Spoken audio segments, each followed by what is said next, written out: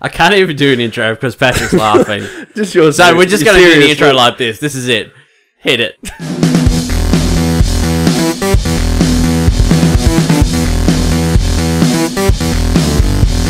Hello everyone and welcome to the Bearded Geeks, the weekly grab bag of topics covering movies, comics, video games and TV.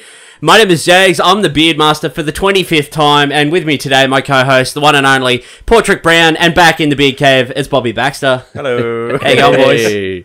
Good. We literally didn't have an intro, and Pat just couldn't stop laughing, so I'm like, that'll do. We'll just do it, leave it like that, that's Just fine. you prepare and you're like, oh, yep. What a way to I gotta get in the on zone. the 25th Crack me up. episode. Yeah. I have to get in the zone, I have to, before I start every week. I nearly lost my shit. 25 episodes. Ooh, good 26 technically, but the first one was a practice. Oh yeah, It was a practice run. it was a really long practice run. Yeah, bloody oath. We were Nearly going to 2 sit hours down show. for like 15 minutes and talk the shit, and we went on for what, like an hour and a half or something? Yeah, hour 40 something, I think. Hour 40, yeah. Sounds pretty typical of us. Yeah. Yeah. That was a good episode though. We may look back on that. It was awesome. Today. I like it. What's going on? How is everyone? What are you doing? Tell me about your lives. Mm. Bobby, I haven't seen you for Just trying to think through the week. What have just been? Yeah, it's been good. You went to the raspberry farm on Monday. Oh yeah, I did. Tell me, what did you eat? Well, I went up there. I ate. I had wallaby patties, like a burger. At the raspberry farm? Yeah, they had wallaby patties up there. What, they just shoot it out the back? Or Probably did. dragging in by the tail? Oh, look, I fucking got nobody here today. This shithead was eating our raspberries. Anyone want a singer? This meat's gonna taste real bloody good now. Been eating up all the rat sack. Raspberry infused wallaby patties. Yeah. So what else did you have? Did you have dessert? It was good. Dessert. Did I have? No, I didn't. Well, kind of. We went over the road. There's a place called the Creamery, and it's like Van Diemen's ice cream or something. Oh, really good. It's like the best ice cream I've ever had. So that was I really think good. the ice cream at Cherry Shed's pretty bloody good. Pretty bloody good. Yeah, their cherry one's the best. That was I good. like a bit of cherry ice cream. Yeah, it was good. Let the boys play around. They were just mucking around, and we went for a little walk around the lake, and yeah, that was a good day. And yeah, I was supposed to be working, but Illyria was like, "Oh, we're going to the raspberry farm." I was like, "Yep, I'll be there." All right, Pat, that's miss enough. it. We haven't seen Bob for 2 Yeah, weeks. Bob, how are you? yeah. I'm all right. How you going, mate? No raspberry farms for me. I've missed you. Where you been? Working, just How's living the in my grind? office. Yeah, pretty good. Yeah, between work and Inktober's still kicking along. You actually had a pretty exciting Inktober moment the other day. You shared with us. Share with everyone in the world. Well, I had one today.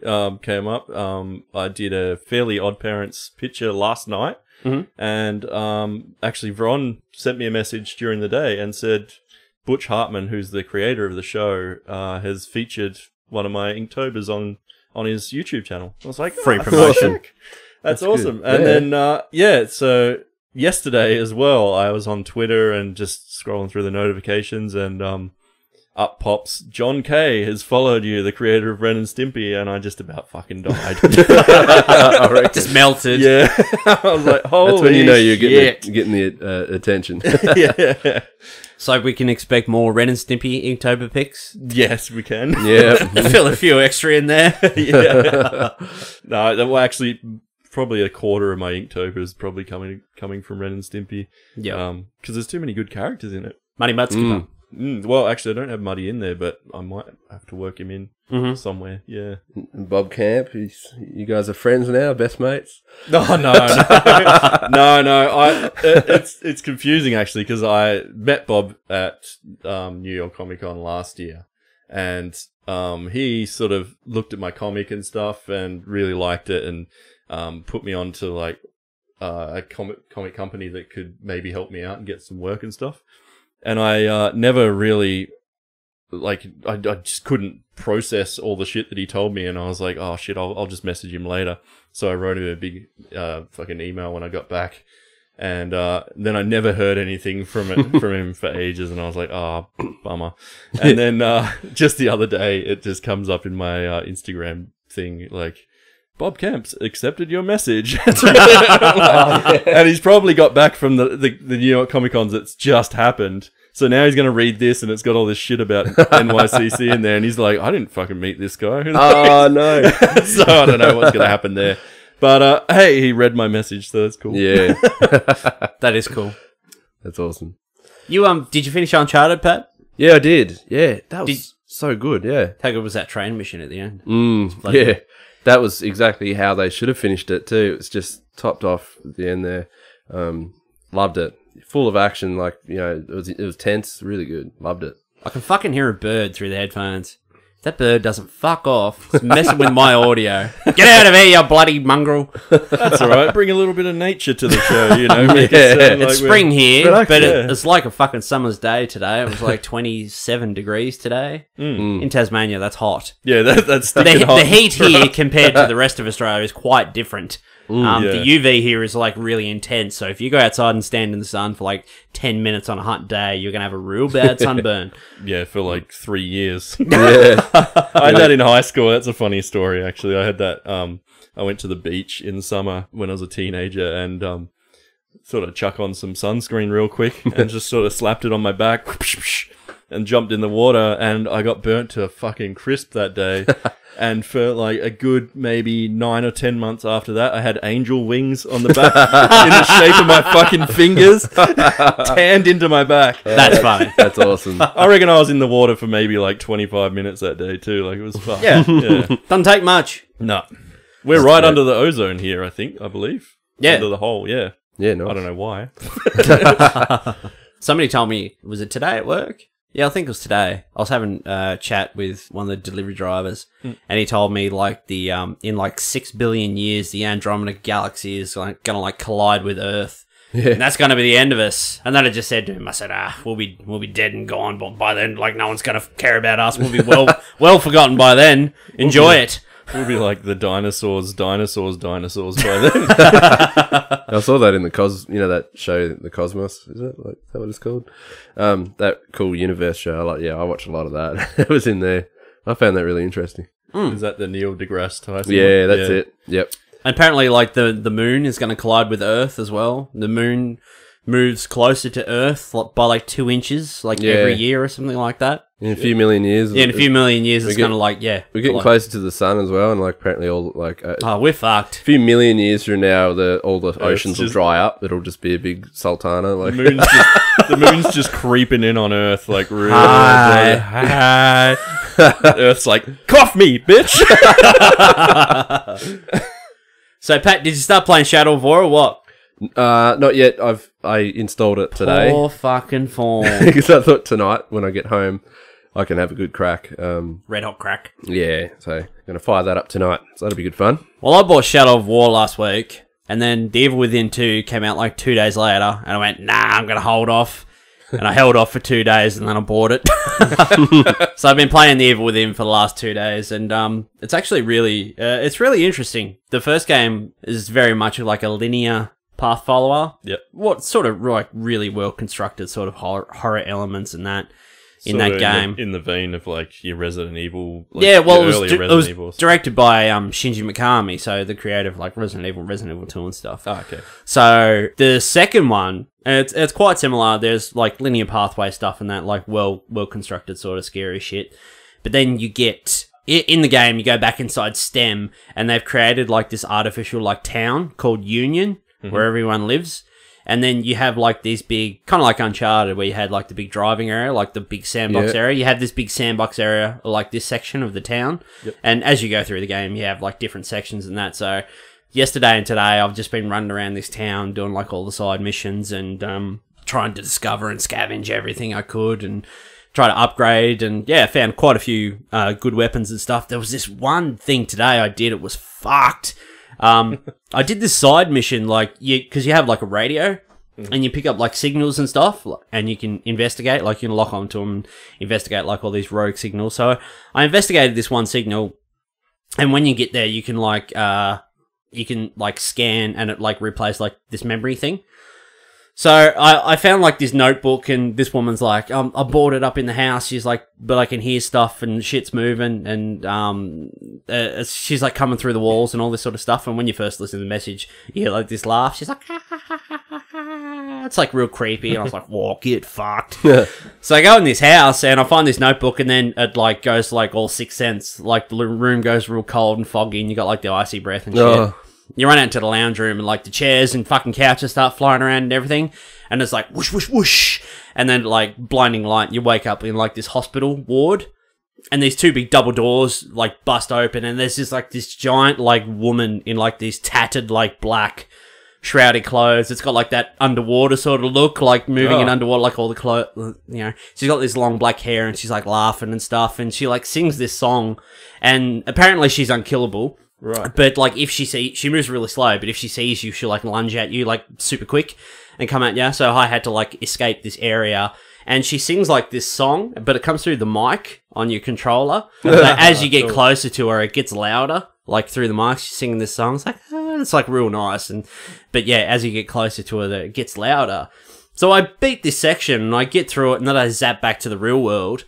And then I'm running around the open world, and then all of a sudden it's just like whoosh, whoosh, whoosh, and it changes. It goes like all cold, and I've got like the frosty breath. And she's like walking around out in the open where I was like just safe. I'm like, oh, get fucked. This is bullshit. And then like you've got to like, if apparently you move away like a certain distance and she'll disappear, but then like at random moments, like you're running around the map, she'll just pop up. So you've got to like grudging you now. Like, yeah, it's fucked. And I was like, oh, get fucked. Wow. I shouldn't have gone in there in the first place. That's nice.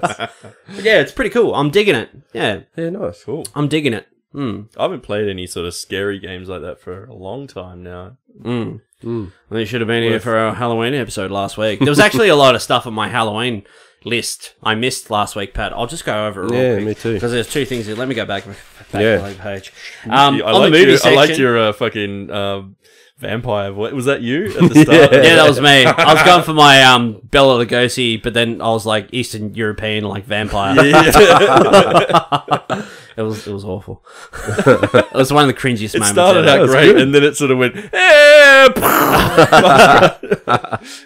So one moment I missed on my list last week was The Descent, the night vision camera section where they're in the big open area and they're looking around with the night vision camera, and then it pans around and the creeper's like standing behind her. That was good. That was like a good jump scare moment. I remember that. Yeah, And then I also had like in my game section, I had Dead Space, like Dead Space franchise, and Resident Evil 2 and 3. But I thought I'd just Dead mention Space, those because they were bloody like, good games. Had big influence on me. So early Resident Evil games were fucking sick, and like was the other one Dino Crisis that came out? Yeah, Dino Crisis was great. There's this scene where you go into like this it's like this control shack. You go up the stairs and you go in, and there's this big like glass window and shit. And the control console is on the other side of the room. You go over and you do your thing, tack, switch it over, and then as you run back, this fucking T-Rex like smashes through the window. This massive T-Rex head. Yeah, you remember that bit? Yep. That was a fucking jump scare and a half. That was get fucked. Yeah. Oh, those games were Pre-rendered backgrounds. Yeah, they were always like single player ones, but we used to like get together a couple of mates and just fucking pull all-nighters for like a whole weekend. Like go to the video shop, hire it out, come home on a Friday night and just play it till like the Sunday basically, and just try and smash through it, like die by die sort of thing, or level by level. That's awesome. Yeah, miss those days. They were fucking awesome. Yeah. There's a lot of replay value in Resident Evil 2 because they had the 2 discs where you play as Leon and Claire. But then you could swap them over and you could play as Claire first and then Leon, or the other way around. And it was different, like, as you played. Like, you know, you'd pick up things in Claire's scenario the first time around, then it'd be different for Leon. But if you played as Leon first, then it'd be different with Claire. Yeah, it was pretty cool like that. Fucking good games those were. Yeah. Resident Evil 3, I knew that game back to front. Like, I could speed run that game. I knew exactly where to go, where everything was. Was that with the Nemesis? Yeah, guy? Nemesis was chasing you around. Yeah. That was a great game. They put, was it Resident Evil 1 up on the PS Plus games a few months ago? Yeah, the remake. Yeah, I got that. It was fucked because I bought it and then the next week it was on PS Plus. So I was like, get fucked. Did you play it, much of it yet, or? Yeah, I got about halfway through it, but then I got stuck because there was some door I had to get through. Yep. But I'd already like unlocked everything in the mansion and I didn't know like where to look to find this key for this door. So I was like, nah. Yeah. And I haven't gone back to it. Was it? Does it hold up all right though? Like, yeah, it's a really fucking good game. Definitely. Yep. If you've got it in your PS Plus and you got time to burn, well, you won't because countdown's on. Yeah, it is. He's just waiting for that phone call. Baby getting. I just missed out on Infamous Second Son. I think you or one of you guys mentioned it was free from PS Plus. You need to get the PlayStation app on your phone. So then we mention it. You can just jump on the app on your phone and just add it to your library. Yeah. Oh, that's cool. I do it. I do it like on the day, basically. Yeah, that's what I do. On Tuesday, it comes out, and I just go add to library, add to library, add to library. Done. You gotta get on there this month and get fucking Amnesia, the Amnesia collection. Oh, yeah. Fuck yeah. Because when you You guys will said, shit. oh yeah. Well, shit. Because I went back. I was gonna install. I was gonna go back that night once you guys said that Infamous game was there, and I was like, oh, that'd be good. 'Cause it was free, and then I got home. And I forgot, and then like a week later, and I was like, "Oh, I better do it." Went there, and it was now $60. I was like, "Damn it!" Wow. Hello, darling.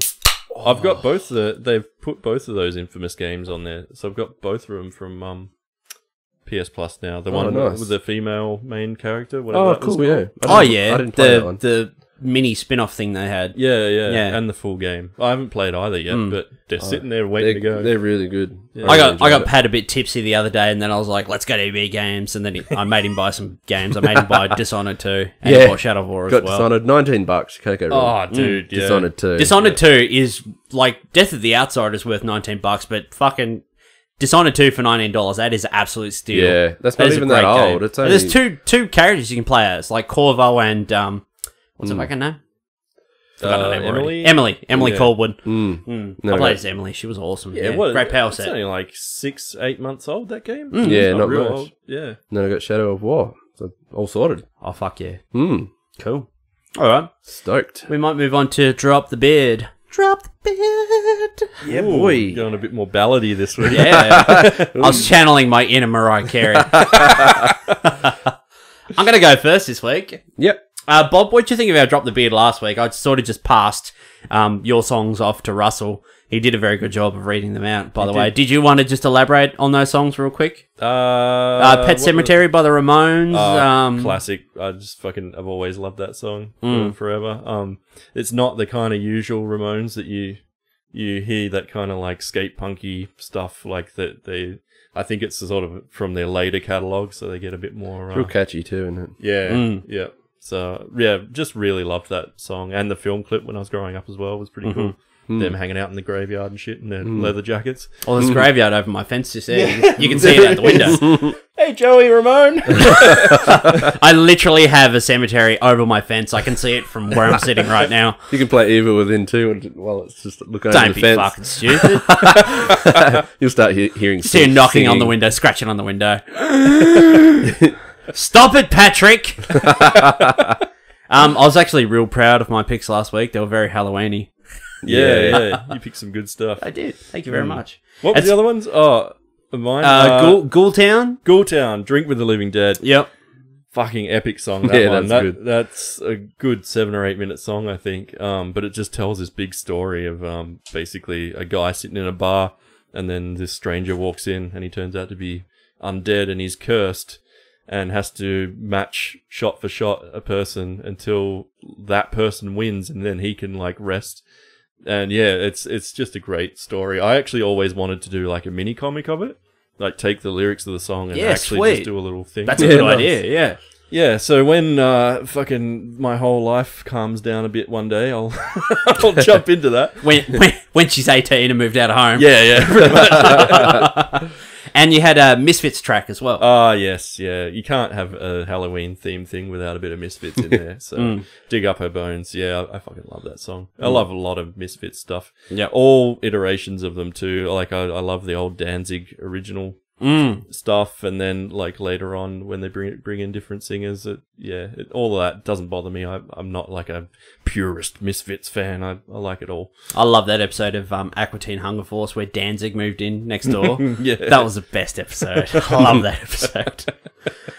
So my songs this week, we're going to do 2 this week because Pat is having his annual Halloween birthday party this weekend. So we're Why trying to not? fill up the playlist a bit.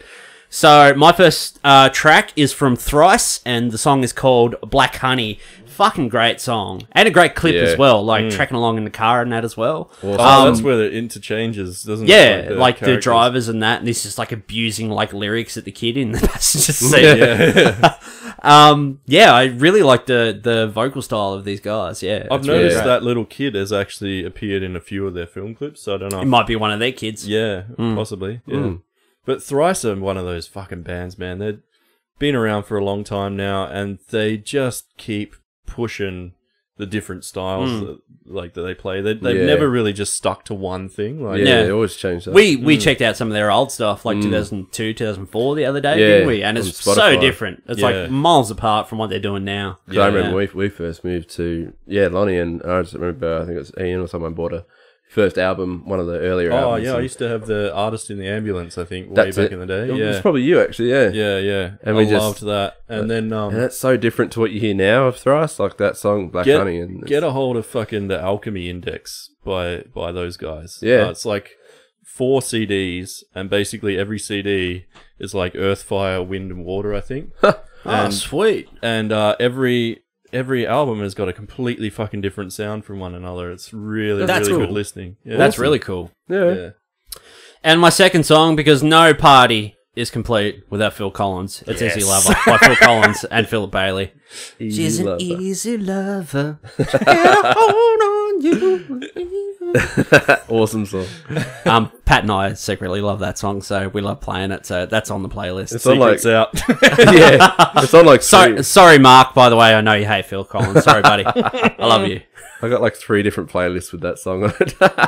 It's a fucking great song. Yeah. There's a It suits time and every place occasion. for Phil Collins. Yeah. Anyway, yeah. And when I'm half smashed on the weekend in my Halloween costume, be smashing some Phil and some snags. I hope it's like an 80s power suit that you come in.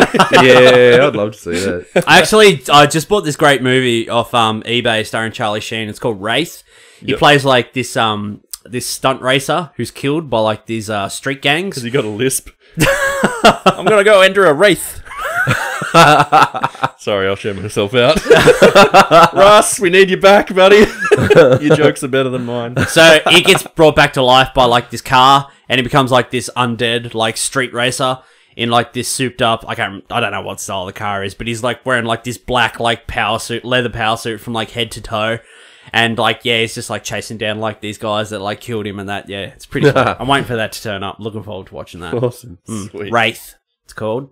Get in there, Paddy. What do you Come got? on, Pat, it's your turn. Knock him Right. out of the park, mate. Oh yeah, so Got some Michael Jackson for us. my first choice Green is, Day. is Avril Lavigne. Shakira. Whatever. Wherever. oh no. Shania Twain. Well, Hit us, mate. Hit us. first choice is from Scandroid again. I love that band, but they He's just doubling up. they What just is this? yeah. A lot of scan. This is going to get to the point where I'm going to be skipping songs on this playlist. Yeah. It would just be all Scandroid and Cell Dweller. But- Sorry, mate. Go. But for it's it. a fresh hit. It just hit out, and it's Thriller. So they've actually done Thriller. So I thought it would work well for the Halloween party, and it's a freaking cool track too. Like just hearing them do their take on it, it's really cool. They got It is a pretty sexy track. They got that definitely got that 80s kind of synth kind of feel through it all, and Get that Pilsner out, mate. just the cover of Want to come Thriller. out. There we go. And my second choice, I'll just have a look, Come on, mate. is from a band called A Life Divided, and the song is called Inside Me. And yeah, I just really like that song. Bedroom It's games. Sexual. yeah. Super Nintendo Mini in the bedroom. Bedroom games. I thought it was really just real catchy. Loved it. Really good song, and yeah, thought that'd be a good one to add in. It's actually really funny for people because Pat gets real excited about Drop the Beard, and instead of waiting till the episode comes out, he adds all the songs before the episode even drops. So if you jump on and check the playlist, and there are all these songs there we haven't mentioned, that's because Pat's got real excited and Yeah, added them to the playlist straight away. Yeah, every now and then I check in and listen. I'm like, what the fuck is all this shit? Pick that. Bobby, hit us. Okay, mine is the first one for this week is Black Map. Run Rabbit Run. Does great track. Run Rabbit Yeah. Run. yeah, fucking, I've listened to these guys for maybe a year or two now, and they're really fucking good. Love them. Yeah. Just good fucking chunky rock stuff. Yeah. So, yeah, check them out. Run Rabbit Run. And Giants of Rome is my second one with a track called Stay. And so these guys, they've only got an EP out at the moment. They're pretty not very well-known band. But the bass player comes from Strung Out. I think it's the bass player from Strung Out. I don't know if he plays bass in this band or is something else. But yeah, they just released an EP like a month or two ago, I think. And, yeah, cool. Yeah, fucking fell in love with it straight away. It's a good track. Yeah, awesome. All right. That's our Pat's Halloween birthday party bonanza installment of Drop the Beard. Playlist is looking pretty good now. It's built up. Yeah, okay. Pat hasn't added any of our songs. It's No, he hasn't. It's all fucking Scandroid. Scandroid and fucking emo shit he used to listen to 15 years ago. Pat was a massive emo back in the day. Yeah, it was actually, it was really funny. Did you ever wear a studded belt? Did I? I bet you did. It was not like full studded, but I it had a lived in few. studded belts. So Yeah. I would still probably have them if I could buy them. I used to. Do you remember when I used to wear the belts and it had like a crazy buckle? Like I had one that had like a. I had a skull, I think, on one. Another one I got just for fun was like a dollar sign and it could spin. It was like a belt spinner. That's right. Oh, fuck, I remember that. Jesus. Used to call you P money all the time. I think I got it for a costume party or something, and then I just wore it every now and then. Oh, that's right. Yeah, you wore it as the guys out of Vice City with the purple relax. That's singlet. Right. Yep. And the I was white always like jeans. spinning it. Yeah, that was fun. And also, before we go into the news, we got a new review on iTunes, a 5-star review from Rob Smut-O. So I assume your name's Rob. So Rob just said, "Stroof, these blokes are hilarious. You can tell these guys are great mates with all the banter. Fair dinkum, she's a ripper of a show." Rob, I assume you're Australian. If you're not, that was pretty good, mate. I was really impressed with that. You beauty. Yo, beauty. You bloody beauty. Call Shane Warne, get him down here, bring some bloody meat pies, mate. Few VBs. Bowling Warnie. Winner. So, Rob, thanks very much for that, mate. We really appreciate it. And yeah, if you do listen to the show on iTunes, be like Rob. Leave us a review. Say what you want. Give us feedback. Get on there. Give us feedback. If you don't like us, rate us accordingly. Can't understand a fucking word we're saying because it's all too Australian for you. Oh, you fucking big mate. Oh, yeah. I'll just come down in the compy, mate. Up to the bottle, mate. Fucking, yeah. You and Russ have been hanging out too much. Well, I did just talk to him on the phone before the show. So. That was a good one. You guys are perfecting your bogan quite well. Well, we do live in a town full of bogans. So. We got to go into the news. Oh, he's got the. It's different every week. He's got all the segment songs now. So, foaming up there, my Bob. beer's just foaming out of nowhere. It was sitting on the table, minding its own business, just fucking raising Something special in that Pilsner, I was I getting tell you. real excited about the It's like, news. drink me, maybe. drink me, drink me. I better open another. So we had a couple of new trailers this week. First of all, we had the new Black Panther trailer, which was pretty fucking metal. Yeah, I liked it. Yeah. What do you think of the Black Panther trailer, Bob? Yeah, pretty cool. Yep. Yep. I don't know what to say other than it looks like a big, flashy, fun Marvel movie. Yeah, it looks pretty cool. Yeah. Like, Nice change. Nice bit of something different than that. Yeah. yeah. Looks cool. I thought it was quite like I don't know Fresh, anything about Black Panther particularly, so it's hard to really... I know a little, like enough, Yeah. but yeah. I don't know the in-deep fucking lore. I know he's married to Storm at the moment. Like, they got married. Oh, really? Okay. Yeah. Who's from that? Storm from the X-Men. Oh, yeah, okay. they're married. Yeah. T'Challa and Storm. Yeah, I just thought it was very I'm usually when a Marvel trailer comes out, they either look the same as the other trailers or Here we go. You know, they're all usually similar. But this one felt quite Hacking on Marvel. No, I was like The day's finally come. no, still positive. I was like, this one still actually felt quite fresh. I was like, oh yeah, that's kind of new. It's all I haven't seen it. Yeah. Yeah, it looks great. We also got the trailer for the New Mutants. Horror movie set in the X-Men universe. How do you feel about that? I think it looks pretty groovy. Yeah. I was trying to work it out when I watched the trailer because I don't really know much about the movie at all. And then I was like, I got to the end and I was like, okay, so this is a horror movie. Wait, but isn't this a fucking X-Men movie or what the fuck? Yeah. Yeah, it threw me for a mile, and I think that's a really good thing. I think it looks neat. Yeah. Josh Boone originally sold it to the studio as a trilogy of films. So the next two films are both going to be horror films as well, but they're going to be very different. They're sort of going to be almost a different sort of horror genre, like both next films. They're going to be sort of different genres. So they're not going to be the same as the first one. The next two they'll all be different from each other. It'd be really cool to see like mutants in a horror film. That'd be pretty cool. I'm keen. Yeah. I'm keen for that. I'll go I'm see it. always for superhero movies like branching into something a little different, because I think they're starting to see it now too. Like there is so many coming out all the time, just bang bang bang, that you have to do something different each time, because they're running the risk of everyone just being completely fatigued by it, and you keep doing origin stories over and over and over and over. It's like, where do you go from there? Yeah. So, yeah, a horror movie in superhero world, that sounds pretty fucking cool to me. Yeah. Yeah, it's Different. neat. I'm in for it. I like it. Hell yeah. You ever seen the film The Strangers? I think we mentioned this last week, Pat. I actually The don't think first I've one, seen that one. 2008.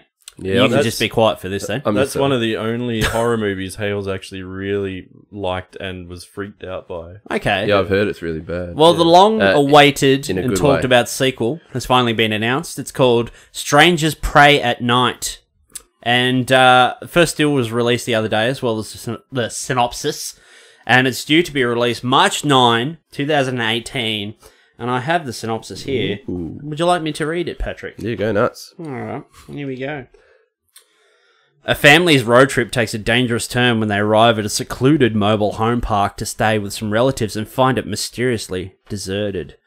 Under the cover of darkness, 3 masked psychopaths pay them a visit to test the family's every limit as they struggle to survive. Ooh. Sounds Crazy. pretty neat. I like the first one. Freaked me out because it was just one of those, like, this could happen to you movies. Yeah. Maybe not in Tasmania, but it could still happen. Totally fucking happen in Tasmania. It's probably more likely to happen in Tasmania. Having Deddington somewhere. Teddington. Deddington. You can make a movie just called Deddington.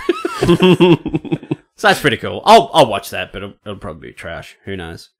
There was talk the other day of a deleted scene from It. There was a scene that was deleted because apparently it was too disturbing. It's a scene where it flashes back to like the 1600s, and Pennywise eats a baby.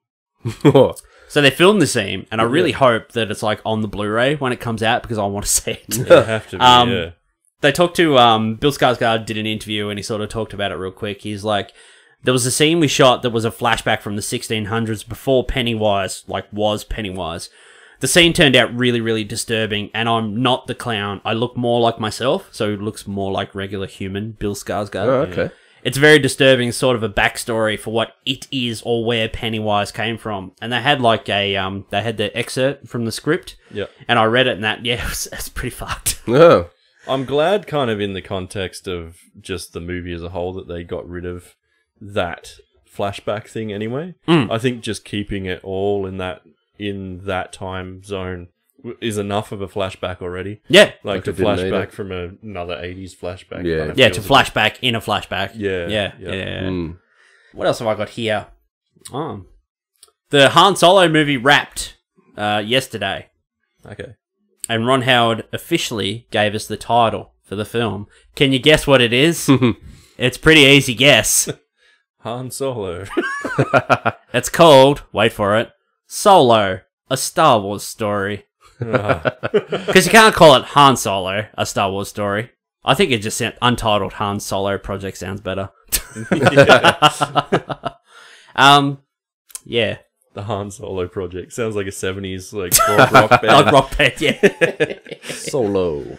This is good for all you Pokemon Go fans and Pokemon fans in general. I threw this in for the Pokemon fans. None of us like Pokemon. I played it once. Just once. Get out. The Detective Pikachu film is to start filming next January.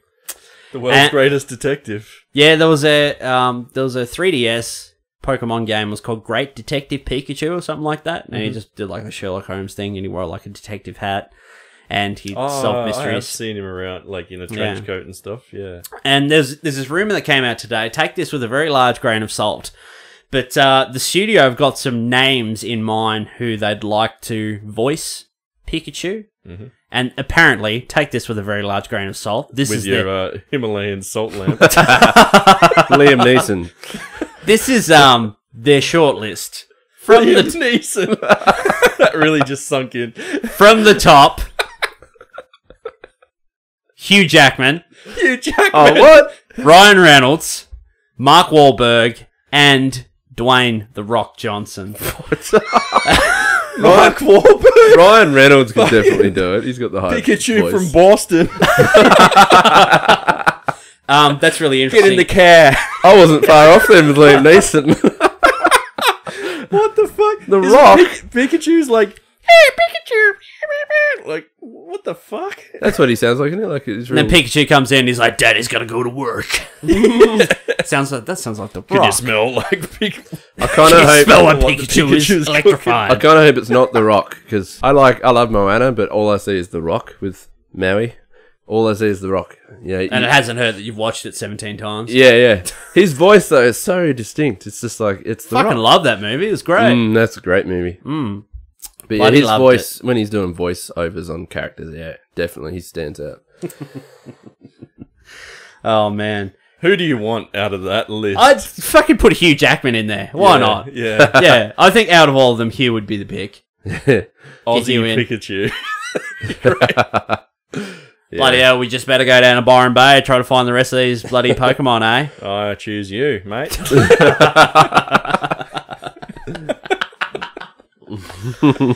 And finally, Netflix released their third quarter earnings. Sorry, I'm just thinking of more Australian Pikachu lines. All right, what about a Kiwi Pikachu then? Oh, Pikachu!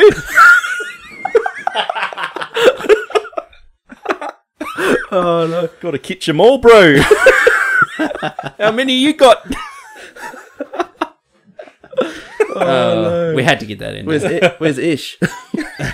Where's Ish? Down- Pikachu's here. Ish is nowhere to be seen. Are you present, Ish? Are you around? Nice Fly the Conchords reference there. All right. I'm in tears. Netflix ended their third quarter with 5.3 million new subs. So 5.3 million new subscribers, which is 49% up from last year. Kapow. Now, Netflix has announced, or said, that they'll release 80 new films in 28. Fuck up, Pat. The Kiwi thing's over. He's still crying. He needs a moment. Let's just take a moment, Patrick. There's actual tears coming out of his face. He didn't cry this much when his son was born. Oh god, I'm He alright. wasn't I'm cute, all right, buddy? that's why. Right, buddy? Where's that paw? I'm trying to contain it. Oh, Jesus. So what are they doing with all their earnings? They're going to spend it all. Ooh, what on something? So, they said that they'll release 80 new films in 2018 and spend over $8 billion on movies and TV shows. Huge. They're in massive That's debt good. already, aren't they? Yeah, Like, but that's they? the thing, though. They're buying all these shows, for Netflix exclusives, but they're trying to get way out in front because, like, by, I think, like, 2019, 2020, they want most of their content to be Netflix original stuff. Yeah. Oh. Because it's only so long they'll hold the rights for all this stuff, especially with the whole Disney thing. So, I've got a quote here. We have a good head start, but our job is to improve Netflix as rapidly as possible to stay ahead of the competition in the decades to come. So, yeah, these guys are just like more churn it out. Like, it doesn't matter how much money we'll spend because on the back end, like, hopefully we'll get all that back. But if they have like a quiet year or something like that, ugh. But yeah, they're in debt like up the arsehole, Netflix, because they've spent that much money on content and shows and original content and that as well. Yeah. But They're that's just trying the to thing- churn out as much as they can because when they have it, That's the it'll- thing. If they've got a gigantic library, though, like, users aren't going to start switching off. because they don't put up new content. Because like if they're releasing too much for us to even keep up with, then they're kind of like getting There's ahead. a reason to keep Like it. my watch list is paying. massive now. Like I'll never get through it. I don't watch Netflix all the time. Like I'll probably watch Netflix, you know, maybe 3 out of 5 days of the week or whatever, you know. I'm almost like every night on the couch Inktoberring, just Netflix is on. Like I don't actually watch normal TV anymore at all. Like New season of The Fall's up. I was like, ooh. there's a put that on my fucking list. really good one on there at the moment. Actually, we're halfway through Mindhunter. Fucking watch that show. The new That is David gold. Fincher show. Yeah. Excellent. Looks show. good, yeah. Really, That's in my really watch good. list, but I'm watching the new season of Voltron at the moment. It's only 6 episodes. I've watched 2 yesterday, 23-minute episodes, so fucking great, that show. Animation is beautiful, mate. You'd love it. I got to get on that. Get on it. Get on it now. All right. After Mindhunter. Hey up. And just offshooting that Netflix thing as well, Netflix have already started to advertise the Witcher TV series. Oh, yeah. I took a snapshot of this the other day and I sent it to you, Patrick Brown. Yeah. You got very excited I because was so there was excited. a mention All of I Geralt wanted to of know, Rivia. all I wanted to know that it was Geralt. I need to know, and Well, it is. I don't know if this is official or whatever, but the sort of mini synopsis tag they have under it is written as The Witcher Geralt, a mutated monster hunter, struggles to find his place in a world where people often prove more wicked than beasts. I think Geralt of Rivia. I think that's aiming more towards how much the people hate witches and that, isn't it? Like, you know, how he walks around and people are just so harsh and horrible to him. And I'm surprised they're going with Geralt, like, because, I mean, there's Fucking so many... why not? Because his story's already been kind of told, I guess, and works so well in video games. Like, I almost wondered if they would use But all him. those video games are based off books. Yeah. And there was a movie back in 2001. They did one in Finland or whatever. Yeah. It was called the Hex something. And then they did a TV series off that. I watched a really? bit of it on YouTube. It's hilarious. Yeah. yeah. I think it'd have to be a big budget, though. I mean, if they're going to do Oh, this is Netflix we're talking about. They're going to spend $8 billion next year. Some of that's going to be on The Witcher. yeah, hopefully, All on The Witcher. I mean, they got monsters. He's a monster hunter. They got a. That's massive 3D budget right there. All Pat's the- getting excited. Oh yeah, CG, all the CGI though they're going to have to do. He's bouncy. Ooh, There's going to be some bedroom games tonight. And I'm not talking about The Witcher 3. I got a hunch. I reckon it's going to be the next Game of Thrones, like up to that level. Oh, I here reckon- we go. I'd say people are gonna. It'll be the new big show. It's not going to be the next Game of Thrones because The Witcher is going to be out before the last season of Game of Thrones. So Is it? Is it really? Oh, it will be. Game of isn't Thrones it? is probably not going to be out till 2019. Yeah. That's a while. But I'll wait. I'm happy. I'll just play Red Dead 2 till then. Yeah. Time will fly after that. All right, that's it. That's the end of the news for our 25th episode. Yep. 25 episodes. We've done a bloody good job, I That reckon. is a lot of free content. We've done a bloody good job. Patty's been here for about 8 of the episodes. no. Says the guy who try. took last weekend off. You had like a fix on a freelance job just come through that morning or something? yeah, or wasn't yeah. it like that? Yeah. Yeah. Bloody extra work on top of work. You know how it is. Dollar bills. Yeah. 25 episodes. Fuck. Mm. It's fun though. I love doing the show. I like It's a how hoot. it was like because I remember when we were doing the first, and you were so nervous, and Fuck, I had to have like 3 scotches before I Yeah. started because I was And- that nervous. I think it was more just getting it off the ground. You were worried, weren't you? But look how easy it's been. Like after the first, you've just been banging them out. Like, you got a good I'm grasp. surprised we had fucking 25 shows worth of shit to talk about. Yeah. I thought we were going to get it in the room in the first day and be like, yep. I remember that's what sometimes we were a bit worried it felt like that. And we got to those points where we were like, oh, what are we going to do now? But that's just us worrying too much. As soon as we get back to our normal selves, we just...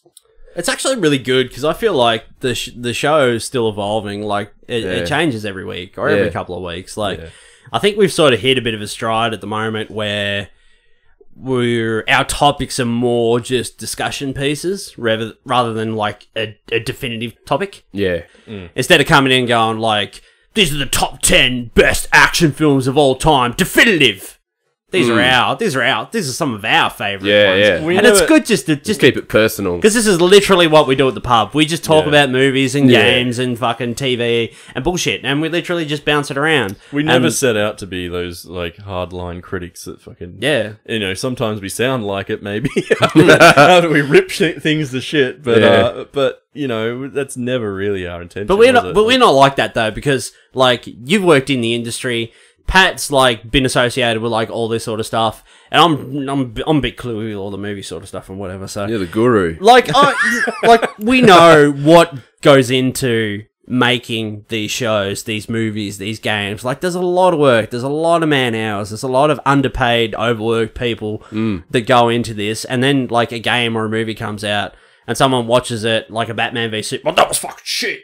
That was shit. That fucking ruined this. I'm never watching that again. I'm boycotting this movie. And I'm like, fuck off. Like thousands of people spent like 3 years on this project. Yeah. Yeah. You know? And there's like a lot of shit in there that people are real proud of. Like, you know, the animators and stuff. Like, I said this the other week. Like, we were talking about Planet of the Apes after we went and saw it. Yep. And I was just like, I was harping about Andy Serkis. And then you turned around and you went like, fucking wait a minute, mate.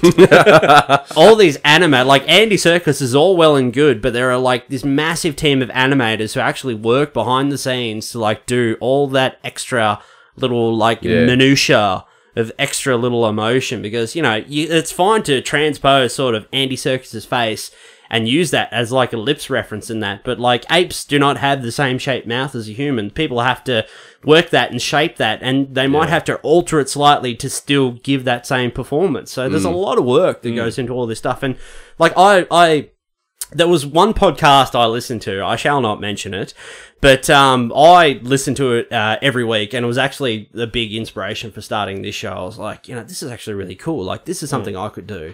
And then I started to do it, but I don't listen to that show anymore. As you know, there are a lot of shows out there that just like rag on everything. They're just like negative on everything all the time. Yeah. Like, this is great, but it's shit now. It's shit. Yeah. It's shit. And I'm like, we're not like that. Like, I try to find the good and the bad out of everything. I may sound like I just harp on like Suicide Squad was fucking shit, you know, but I own the movie and there's shit about that movie that I actually do like. Yeah. You know, that's for comedic effect. you know, you've got to be that guy on the show or whatever. Genesis. Yeah. No, here we go. The Genesis sound again. Here we go. He sent me this clip the other day, this synth song that was inspired by like the Terminator. first one. It was called The Terminator. Yeah. And they're taking scenes in that from the movie, and they made this beautiful synth track over the top, and it was fucking beautiful. The feels. Saxophones and everything. And I was sitting there thinking, I was like, nobody out there's made a beautiful synth track about Terminator Genesis, have they? Oh, burn! I was like, just give it another 25 years though. Do you know Maybe. what? Though it was funny because I was watching that same video, and it actually made me realise, yeah, you're right. Terminator 1 was way better than it. Yeah, what's that? Yes, I agree. Officially? What's that? Because I was watching all the officially, yes, Terminator 1 was way better. I don't know what I was thinking. beard. Stamp of approval. Overall Drop the movie at the end of the day, yeah. Because I was watching that video and I was looking at all these scenes. I was like, oh, that's like, and the music over the top probably helped, but like it was just all put together so well. And the entire movie in a 2-minute video clip was just like refreshed it for me. I was like, ooh, Wow. You know, it takes a big man to admit he's wrong. yeah. Yeah. You got the biggest balls in the room, mate. Don't even do, know what I buddy. was thinking. Good on you. That is a good point. I mean, that's like what I see is wrong with the world so much today is no one's willing to admit when they're wrong. And that's huge, you know, like to turn around and go, you know, actually I was fucking Yeah. wrong. So good on you, Patty Brown. Oh, thank you. Yeah. Like, I harp on about, like, this shit and that. Like, but, you know, a lot of people put a lot of work into this stuff. And Yeah. we just talk about it because we like talking about it. We're not anything definitive. We just give our opinions. You know, what we like, what we don't like. Go on, crack it. I'll pick that up later. Half the time I don't even have an opinion and you look at me and go, what did you think, Bob? And I'm like, yep. I love those moments because you're like, oh shit, on the spot. Twas good. Yeah. There are some bits on the show when I'm editing, I'll be listening to a bit and then I remember that I that's right, I tuned out of this bit because I checked the laptop to make sure everything was working right. And this is the first time I've heard it because I tuned out when you were, yeah. And I just, yeah. Oh, yeah. Oh, yeah. I agree. Oh, that's funny. It's good. A lot of free content out there, guys. Mm. Yeah. Oh, well, we just, thanks to everyone who actually listens. And like Rob, who leaves a great review, shares, like I shared the our iTunes link on Twitter today, and a lot of other podcasts and that retweet it and that, give it a good like. That's Not awesome. many because we don't have many followers on Twitter, but it doesn't matter. But yeah, like just like fucking thanks for that, guys. Yeah, it really does mean a lot. Like, yeah, this is just a bloody good hobby to us. Bob actually surmised it perfectly a couple of months ago. He's like, people go out and play their weekly sport, their basketball or whatever, or, you know, their netball once a week. He's like, I do a podcast once a week. How fucking lazy am I? I actually get really excited every Wednesday, and I think I'm sitting there working away in the morning. I'm like, ooh, it's Wednesday. Tonight I get to relax. Better fill up the fucking Drop the Beard playlist. Yeah, I do. Then I start jotting notes down, and yeah, I get a bit excited to come. So, for our 25th episode, I put it out there a couple of times for some topics and anything in that, but the people who suggested topics before didn't really suggest anything, so I was just like, but we did get quite a few questions, so we're going to do a bit of a Q&A today. So, we've had a few people send in some questions. Oh, shit. I'm going to start... This might be a big one for the beginning. All right. So, this is from Jacinta. This is who won our It giveaway. Oh, yeah. What's this fucking shitty picture, Patrick? This isn't as advertised. This is not what I asked for. So, Jacinta wants to know some of our favourite movie quotes. Oh, yeah. Oh, favorite movie quotes. There's a really great scene from A Fistful of Dollars with Clint Eastwood. I have a very fond memory of watching A Fistful of Dollars, watching it with my pop, with my granddad, who's not with us anymore, unfortunately. This was when I first started college. No, this was after college. I started working, and I lived with him for a couple of weeks before I got my own place.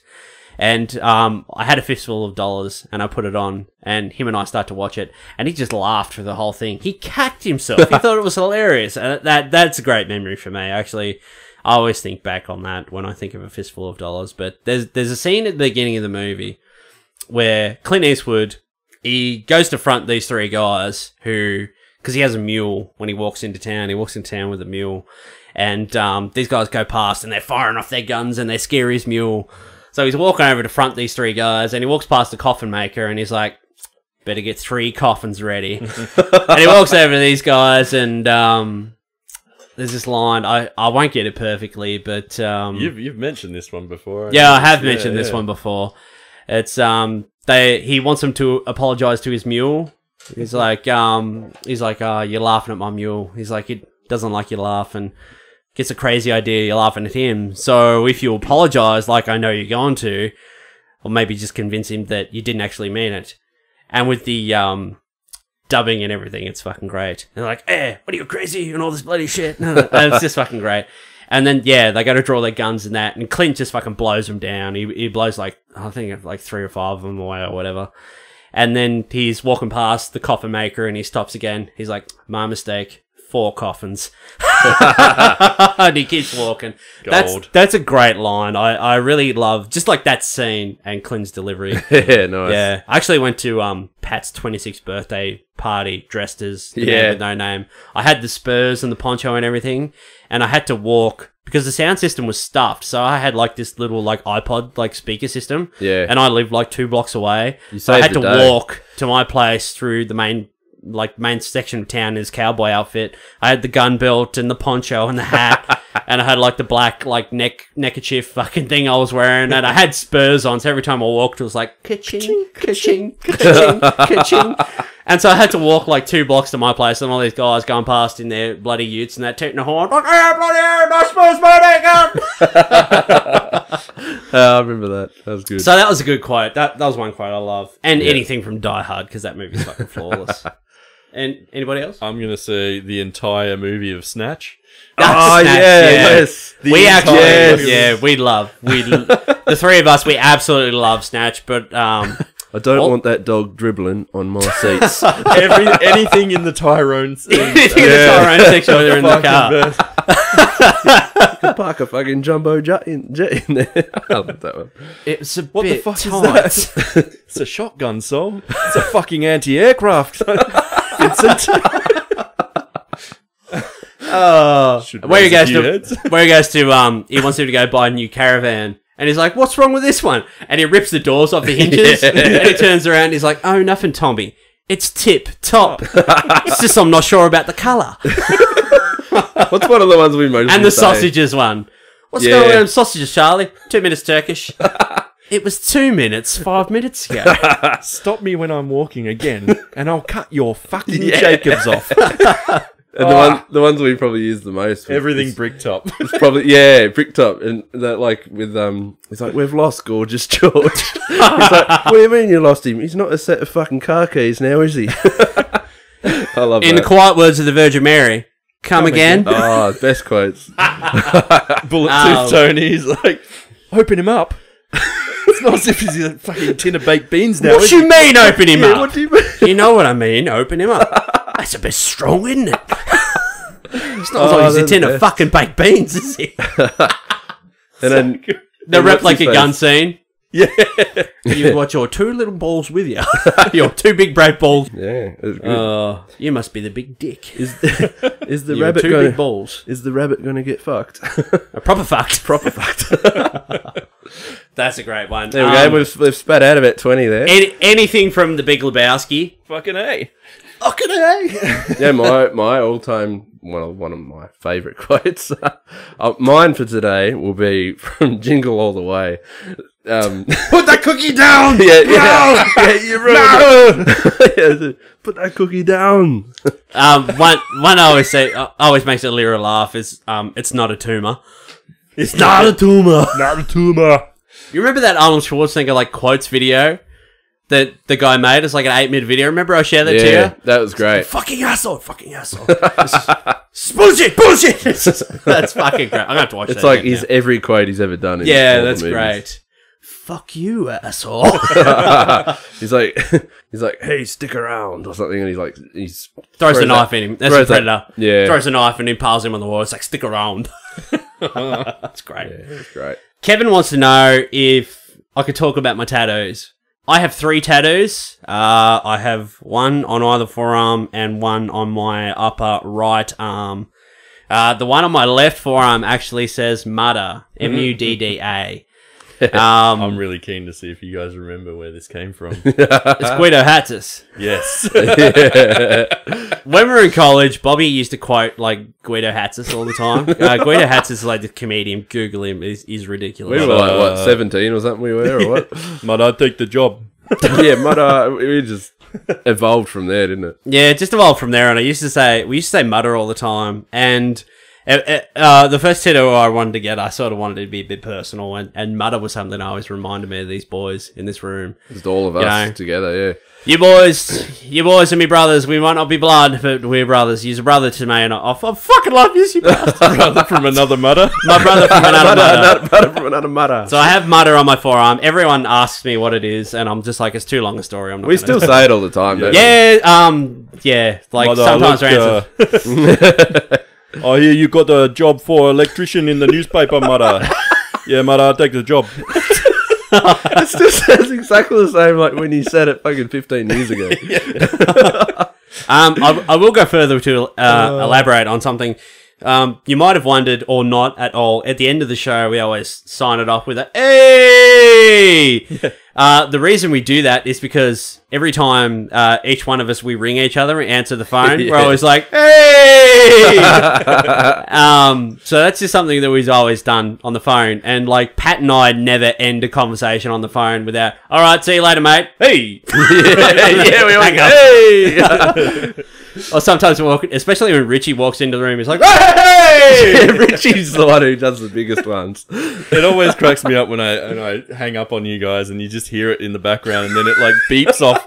Like suddenly it's like a smash cut. It's like, hey! Because it always leaves a good cheer on your face. Like you're just like a bit cheery after you hear the Sometimes Pat will answer the phone and he'll be like, hey, like the real long drawn out one. Or I'll answer the phone and he'll be like, mudda. That's basically how he starts every episode. You go like, how are you guys going today, boys? And he goes, yeah, he's like, hey. That's the cool one. Richie's Yeah. It's funny when I call Rich, he is the exact opposite.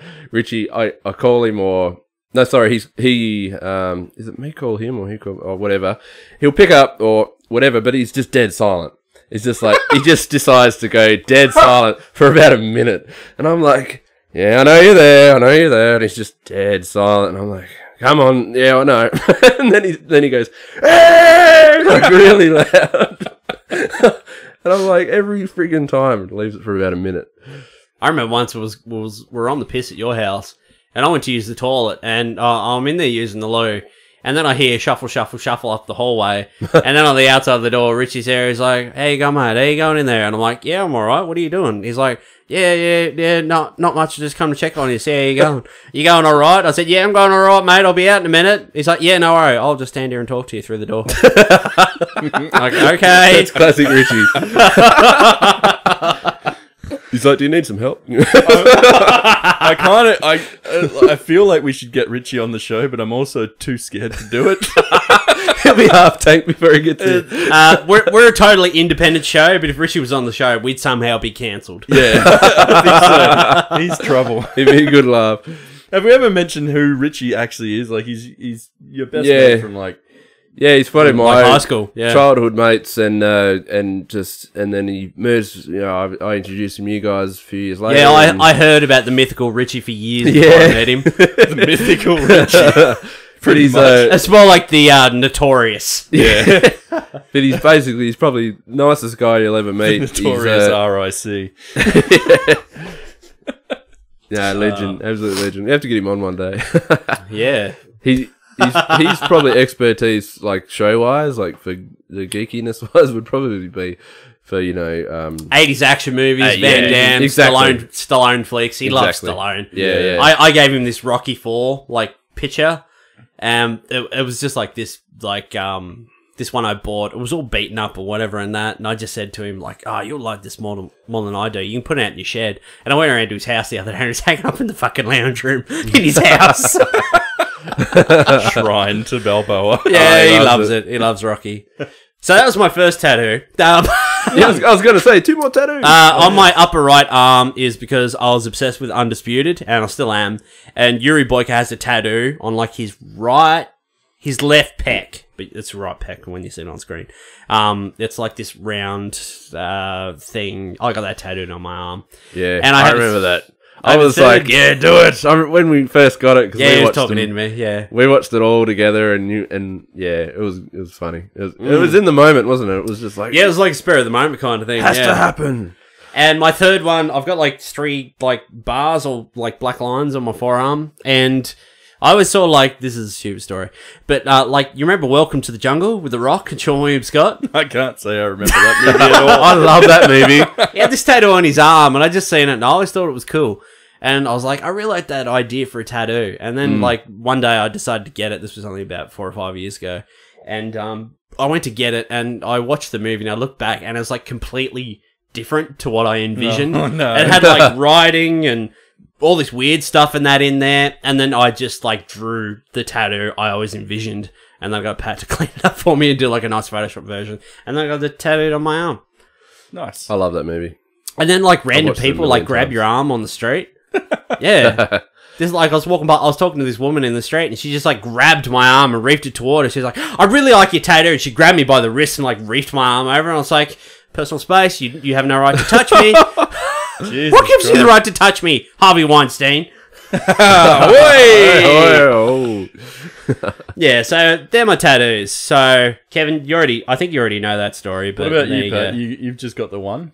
I got the one. I got one tattoo. I want more, but this one is basically just the Spider-Man logo from like the Tobey Maguire Tobey movies. Maguire Spider-Man, So with that- the chest emblem. The Yeah. symbol, the Spider-Man symbol. So it's basically just like a spider. Big fucking funnel web looking Yeah. thing. Every time I've had people be like, "Holy shit, there's a spider on your arm," but it's just tattoo.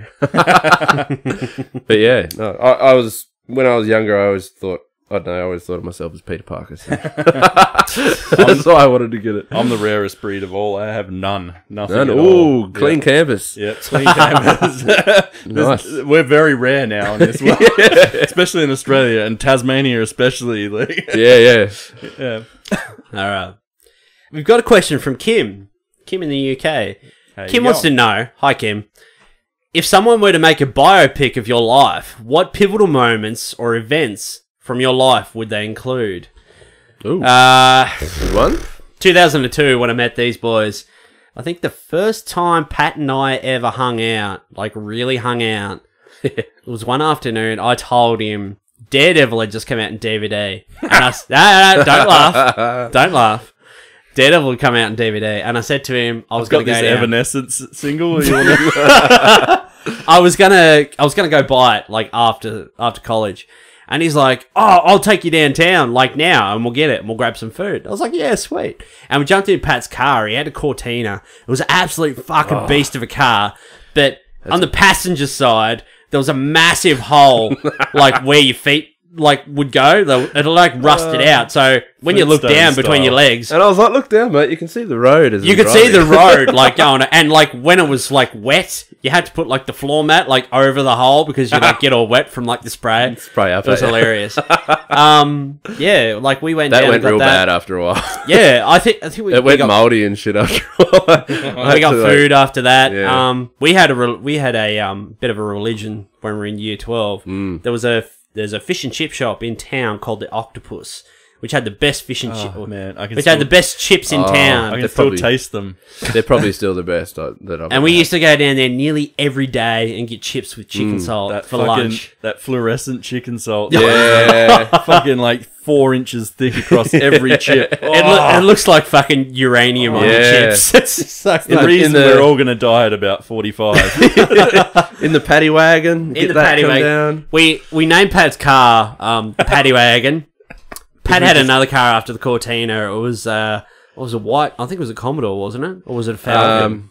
It was a Falcon. That was the paddy wagon. Was the Falcon? Yeah, it was the white one. Falcon. And Wasn't it an X taxi cab? It was an X taxi, so it had a giant gas tank. It in had the a boot, giant gas tank in the boot. and I could switch from petrol to gas whenever I wanted it. And gas Yeah. was half the price of petrol. I could get you the same distance for half the price. There was this great moment where Pat and I went to fill up the car once during.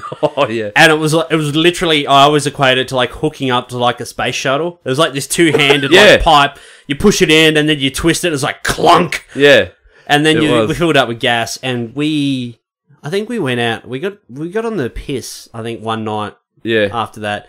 Easy had just like won some scholarship or some award thing and he got like $100. We yeah. celebrated. And he was going to save it, but I convinced him to buy alcohol instead for everyone. So we bought a slab Good of coldies for like $32. And we just drove around the car, like all the hot spots around We went town. to the lookout. We went to the lookout and we just stopped and we'd have a couple of beers and then we drove somewhere else. How fucking teen slasher movies is this? Sound? Yeah, yeah. Holy shit. And we Yeah. went right to the top of the lookout, and Pat was showing the gas tank to someone in the back. Yeah, and I he's was like, "There's a button in the middle. Like when the hose hooks up, it presses in this button. You clunk it, and it goes in." He's like, "It presses in that button there," and he pressed the button. And I just remember like hearing this, psh, and in a split second, I turned around and I saw this massive jet of gas, Yeah. like come out, and Pat's arm like fly up, and Pat's arm was like that scene in Snowpiercer where they make him stick his arm outside. So Pat comes into college the next day. Because it was like basically a little, it felt like an explosion. I touched it from the gas tank thing. I'm guessing you're not supposed to touch that. Yeah. And It's like the intake, raw like part- button it presses in. Yeah, and then it just exploded my arm. My arm swung around so fast. And then it was just red raw and tingly. It was numb. I couldn't even feel my hand. I was closing my hand. You yeah. nearly fucked your career before you even started that day. I was like, look at this, guys. This is where the gas goes in. The next day, I saw him at college, and it was lunch, and I think we were walking to the car, and I said to him, "Oh, how's your arm, mate? Like, give us a look." and he pulled up like his sleeve and he showed me his arm, and it was like red raw. And I just remember I grabbed him by the wrist, pulled his arm over, and just went slap, slap, slap on his arm. I still remember that. Something you would do. Oh, such a prick. But yeah, those are a couple of moments from me, just in the history of us, that would have to be in a biopic. But it would have to be like movie exaggerated. Like we were being chased by the police and all this sort of shit. Yeah. It was like Police Academy and the cars were like flipping over the jumps and yeah. It'd have to be like that. See, I would extend it and I'd go like all that, and I'd probably move to Lonnie as well and do the whole trip to like where we went, like the whole experience we had when we lived in the Wellington Street house. You know, that's probably one of the best. That's pretty much like a offshoot of Train Spotting without the heroin. Yeah, without all the crazy stuff. It was just like a real dinky place, and Yeah. but like we had the best times ever, and that's like the most memorable. And then like all just everything in Lonnie and everything from Burnie as well, back when we lived there and went to college and all that stuff, and like in the cinemas we watched Matrix Reload and all that. Oh man. And like just We waited in line for like 2.5 hours. That was the stupidest thing I've ever done.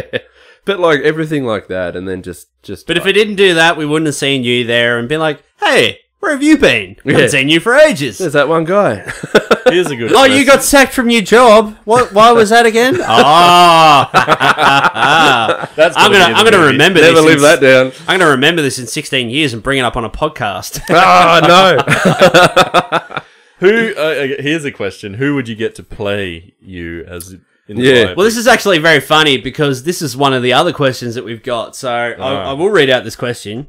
You've jumped the gun again. You've done it again. I fucking do it every week. Come here. I'll go with Ben. This was going to be the very last question of the night. No, but you're fucking. who would play you in a biographic film about your life? He's fucking Nicolas Cage. Yes, I always said in college you look like Nicolas Yep, Cage. 100%. I'll take that then.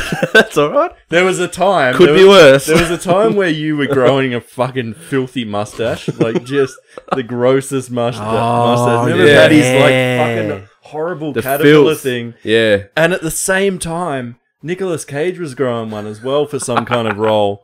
And he came on Letterman one night, and I was like, "Holy fuck, that's Patrick Brown!" Like 100%. That's actually really funny because I watched 8mm the other day, and I'm just like, yeah, Patrick Brown. Yeah, Nicolas Cage, fucking. It could be worse. I'll take that. If anyone was going to play me, it'd probably have to be Nick Frost. Nick Frost. Yeah. Bobby, who would play you in a biographic film about your life? Maybe that guy at the start of Inglourious Bastards, the French guy. Oh yeah, yes, I know. Remember him. I know the guy. You changed your profile picture last year. Yeah, and I was like, oh, that's scarily looked like me. Yep.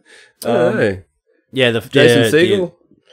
Jason With the beard. Seagull. If he grew a big beard, he's like tall, and if he grew a beard and long hair, he'd probably, because he's got your humour, like your same kind of personality. Pat used to be the biggest fan of How I Met Your Mother. Yeah. He used to watch it every week. He thought it was He's got your personality a bit. No, I know a guy that looks heaps like him. I think he would, it crosses too close to this other guy that I know. My wife and I watch anything that he's in, and we're like, holy fuck, that's Paul. That's I don't know, for me. Okay. Zach I've got- Galifianakis. Zach Galifianakis. just on stilts. You know, I got stopped in an airport one time. Yeah. You know how they do the bomb swipey stuff. Yeah. I always get Security. pulled aside for the bomb swipe. Yeah, me too. I always do. So I get pulled aside. I'm heading down to Tassie for my mate's wedding and fucking running late. And this guy pulls me over and he goes, "The Hangover." The Hangover. He fucking... You motherfucker. Oh, you're like 8 foot tall. All right. I've actually got a bunch of questions here. Yeah. What pizza best describes you? These are all from Russell, by the way. Oh, yeah. I mentioned these last week. They're great questions. So not the from pizza Russell. we like, kind of like the No, one that what describes pizza us. best describes you? For Patrick Brown, Yeah, you guys choose. I'd probably have to say meat lovers. Meat lovers. What does that mean? Yeah, he's got a bit of meat on him. Patrick Brown, I don't know. You'd be one of those fucking gluten free bloody Barbecue chicken. No, you eat grease like once, and then you're like, I can't eat chips more than twice, or I'm gonna die. No. He kind of has Pizza. to be something that's like relatively plain. Like he likes the simple stuff. He doesn't want to get too deep in stuff. Well, ham and pineapple's my Ham favourite. and pineapple? That's my favourite pizza. Maybe to eat. like a pepperoni or ham. Ham and no extra cheese. Just kind No, of wait, extra cheese. Yeah, yeah. I it's love got to have the extra extra cheese. cheese. Yeah. the cheese, extra cheese. Got plenty of cheese on it. What's that pizza you But always it's got make? to appeal to like a mass audience. Like he's a pretty kind of like if you imagine his movie taste, he's kind of like what Hollywood aiming directly at. Yeah, you know. yeah. Ham and pineapple with extra cheese. Yeah, I think okay. so. With my Yeah. Spotify playlist, it's got extra cheese on it. All my songs are pretty cheesy. Bob, you always make. I'm always very impressed when you make it, and you let me eat some of it. The tandoori chicken pizza you make at home. Oh yeah, I do. That's definitely you to a T. Original. I like to think of me as pizza as a whole. Every flavor of pizza because it's my favorite food. I was thinking more of a rustic lamb, something with like the bearded, like a pulled pork. vintage kind of, that taste. You know what I mean? He's got the Girthy beard. taste. Yeah, you got that kind of. I think you're more of a garlic bread type, actually. A garlic. Naan bread. the large Pepsi. What about Jags, Patty? What about Jags? Jags is kind of like a godfather, I'd say. Yeah, I I'd reckon- put him as like a... Supreme. Yes. Yeah. Bold. Something bold. Yeah. Supreme, like my haircut. Definitely. Bit of salty fucking olives in there and a bit of everything. Like it likes a bit of... Like a, So Supreme. very, very broad. Yeah, no, it's more more of a meaty Supreme. Supreme's almost kind of like in the Patrick realm. Like Supreme is a coverall that kind of everybody can eat. Your Godfather's pushing further into like maybe the spicier meats, and like you go a little left to center with your selection of things, and like to dabble in some ingredients that other people are not into. But you also there kind we of go. like to I taste think the good this stuff. is a compliment. Thanks, Yeah. Bobby. It is. Yeah. It's a good one. And call it the Godfather too, I reckon. Yeah, That'd the be- Godfather. Yep. Fucking. Yeah, I like to talk. That pizza. sounds about right. That was a really good review. Here's a great question. I think I might Yeah. just start my own pizza podcast. I'd listen to that all day. Today we're going to talk about The Godfather and home brewing. This one's called The Inseminator. Really funny story. Real quick. Really funny story, real quick. on the inseminator. Pat and I went to the pub on Sunday, and we're sitting out in the sun. It was really hot, and Pat necked a couple of beers really fast, like he always does. Gets a bit tipsy, and we're talking about his Halloween party, which is this weekend. And Pat has a Halloween party every year, and last year, his wife and I we got him a piñata, and then I had the great idea as well as filling it with lollies, I filled it with condoms. Yeah. So when he smashed his piñata open, lollies and condoms went everywhere. Surprise! And then he said to me at the pub, I'm probably getting a bit personal here, mate, but people will find it funny.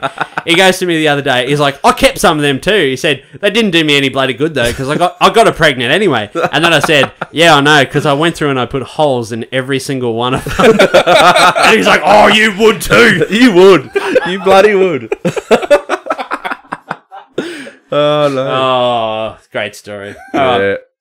Next question. You can say that to his next kid. You exist because of me. I will too. If you could own any weapon from any show or movie, what would it be? Long Any claw. weapon. It's such a generic answer, Pat. What do you Love say? long. Think about Longclaw. Long claw. Jon Snow's sword. Jon Oh, Snow's I love sword. that. Oh, I was like, no, actually. Why don't you just buy one off eBay? I only say it because I have been eyeing it off on eBay. But let me think. I've got a couple of picks. I always love the Sword of Omens from Thundercats, which I have one of. I bought, there was like a light up, like hilt one, and I bought, and it was really crap. So I did like my own custom version of it. I took all like the real shit gems out of it and scraped it all out and cleaned it all out, put like all gems and customized the fuck out of it. bought like the plastic toy sword and took the plastic hilt covers out of it and put it in that and painted it and everything. Yeah, so I that. sort of have my own custom sort of omens, but any weapons or guns from Elysium, the Chemrail gun, I just always thought that was beautiful to look at. Pretty much any gun from any Neil Blomkamp movie, so like anything from District 9, Anduril from Lord of the Rings, fucking love that sword. I've been looking at like the United Cutlery version of that. It's absolutely beautiful. I was like, oh, that'd be nice hanging up on my wall, real bloody nice. Roland's Guns from The Dark Tower, just because I love that bloody movie. I got one I love for those you. books. want- Yeah, go. I'll think of more. Hatari Hanzo's sword from Kill Bill. I got two of them in the Oh, yeah. bedroom. Yeah. I got two of them in the bedroom. We'll pull them out in a minute. Fucking sharp, though. The ends are pointy. Yeah. Stick him with the pointy end. I bought Pat a sword for his birthday, and he it was like a full tang, like proper sharp real sword. Yeah. actual Hattori Hanzo sword. was I like- And want he the like fucking- pulled it out of the sheath, and his finger was in the way, and he just went straight up his finger, and he's like, Yeah, just like sliced his finger open. I really cut my finger, and it was like bleeding everywhere. Like I had to run to the toilet, and it's just blood just splatting everywhere. I was like, "Holy crap, this You is bad." fainted, didn't you? I might have. my probably choice would be from Skyrim. I really like the Daedric sword because I spent so much time trying to earn that and just build it up, and then I would actually get in the blacksmiths and like make it stronger and stronger because you can Yeah. keep making it stronger as you go. It's funny you say that because you actually have like a LARP version Yeah. of the Daedric sword. Yeah. It's actually real funny because we went to Reliquare and we saw it there, and I'll try to convince him to buy it, but he's like, no. And then we went, and then he's like, I think I want to go back and buy that sword. So we had to go back on the way home, and then lucky did because like 2 months later the place burned down. Yeah, I just bought it. It was like $80 or something. He sent me a Snapchat the other day in the backyard, and Mason's just standing there, and he's like running around the yard with it, like, Mason chases the dog with it. Like, and it's not like a bad thing because Bosley loves it. Bosley thinks it's playing, and like when he's chasing him, and yeah, he's just going off. Yeah, that'd be my choice. The cricket from fucking Men in Black, the noisy cricket. Yeah, the noise. Yeah, that's Oh great. yeah, That'd be a handy one. That just as a general day-to-day that'd be fun thing. to have. Just like walk into a shop, grab everything that you want, Yeah. and then like cashier comes along and you just go, ching, I paid for those, and then out the door. I actually really like Ripley's rifle in Aliens. The pulse rifle. Yeah, I really yeah, like they're that. nice. I really like that rifle. I'd love to have one of them. Indy's gun from Raiders of the Lost Ark, like the original. I don't know what type of revolver it is, but that's a beautiful gun. I watched Indiana Jones and the Last Crusade the other day. Fuck, that's a good movie. Sean Connery. Junior! Actually, Han Solo's pistol's pretty cool too. I'd love to have one of those. What is it? The DB-44? And I'd like whatever it is. witches. I probably got that wrong, sorry. Geralt's silver sword would be really good to have too. I have Luke Skywalker's lightsaber. I have the Force FX version of it. And I've been meaning to buy batteries for last week so I can run around the house with it. You guys like a bit of swords in the house, don't you? Like, I do. I love Yeah. sharp stuff. Look, I got to hide mine soon. I got to probably even sell it because I don't want. I've got a little kid Oh, growing up. so birthday gift you're gonna sell, righto? You're welcome. No, I'll probably have to. Oh. I'll probably have to really hide it because when Mason gets the age, Just give it to me. I'll keep it here. yeah, been a I'll good probably have to. 25 Bring it around here. I'll episodes. stick it in the cupboard. I'll probably have to because when he's reaching 7, 8, whatever, You'll be chasing the dog. He'll be so sneaky and he'll be getting a real sword out and playing with it. Like, imagine that. Oh, it's a disaster. I'll get that off you tomorrow on the weekend. I'll bring it away. I've got that medieval axe too, and it's got like a skull in the middle of it, and it's like that's sharp. That's hella sharp. You love it. I bought a real sword about 2 or 3 years ago, and then I messaged Pat and I said, do you want to come around when I finish work because I'm going to buy like a couple of watermelons. I bought like all these watermelons and shit, and we went in the backyard and we just like got this real sword and we took like all these slow-mo videos and photos of just like fruit ninjaing. That was fun. And I had like an apricot tree at the back, so just grabbed like all these apricots and we just like throwing them like cricket balls and just like whoosh, just like cleaving like Yeah. oranges and watermelons, and it was hilarious. That's good. There's some great photos out there. Yeah. I see some funny ass video clips on YouTube of like dudes, like just super nerdy dudes getting out there and like cutting the shit out of like Pepsi bottles and stuff. Yeah. And they're like, you can see in their eyes, they feel fucking badass. But then when you're watching it on the video, you're just like, nah, man. Also, Deckard's blaster from Blade Runner, and also Agent K's blaster from Blade Runner 2049, because that's a sweet gun. And it's got LEDs in it. LEDs are sweet. Nice. Cool. All right. Question 3. Dogs or cats? I'm a cat person. Yeah, I'm a cat person. I love the pussy. I used to be a dog person, and then, yeah, I love the pussy. I like cats because cats are super low maintenance. They are. They're mega low They're super maintenance. independent, and if they don't want anything to do with you, they won't. And but if they want to, like, sing at 2 o'clock in the morning and stand on the end of the bed and just stare at you, they will. Their tongues are like sandpaper too. They don't. Yeah. they don't It's really funny. They're Yeah. not all like slobbery and shit. It's weird now. Like I used to be a dog person. I grew up with a dog. Fucking loved my little Mackie was growing up, and but he was like slobbery and dirty and an outside dog and just fucking crazy. And I grew up with that, and I loved it. But then being away from home for a long time, and he passed away eventually, and we've got a cat now who's probably 6 or 7 years old. Fritz the cat, named after the cartoon from the 70s, Frank Batchy. Yeah, Frank Batchy. Not Frank Ralph Batchy. Ralph Batchy. Sorry. Ralph Batchy. I went to your house the other day and I just looked and like Fritz is on the couch, like not moving. It's like he thinks I'm like a T-Rex. He's like, if I don't move, he won't see me. Yeah, pretty much. He's not real friendly with people. He's just like, fucking get away from me. I call him Fritzio. Fritzio. like Ezio from Assassin's Creed, because he's real stealthy. But yeah, I'm definitely a cat person. You've got a fucking mangy mutt, Paddy. You got bloody... Yeah, I'm a dog person. And Bosley's, he's pretty nuts though, actually, but I love him to bits, but he, I'm probably more of a dog person. I've had dogs growing up, and I had cats for a long time too. And Brucey! I love cats. Brucey was almost a dog himself. Like he was, pretty much. he was the best cat. He was the size of a medium dog. Yeah. He's huge. It was a massive cat. Yeah, he was such a dude for a cat too. Like a really cool cat. Brucey couldn't have suited him any better, like that name. Yeah. Based off the fucking... I named him after Brucey off GTA 4. on the roids. Oh, Jesus. All right. Question 4. Why is my belly button lint the same colour as the shirt I'm wearing? Because that's how it works, Russell.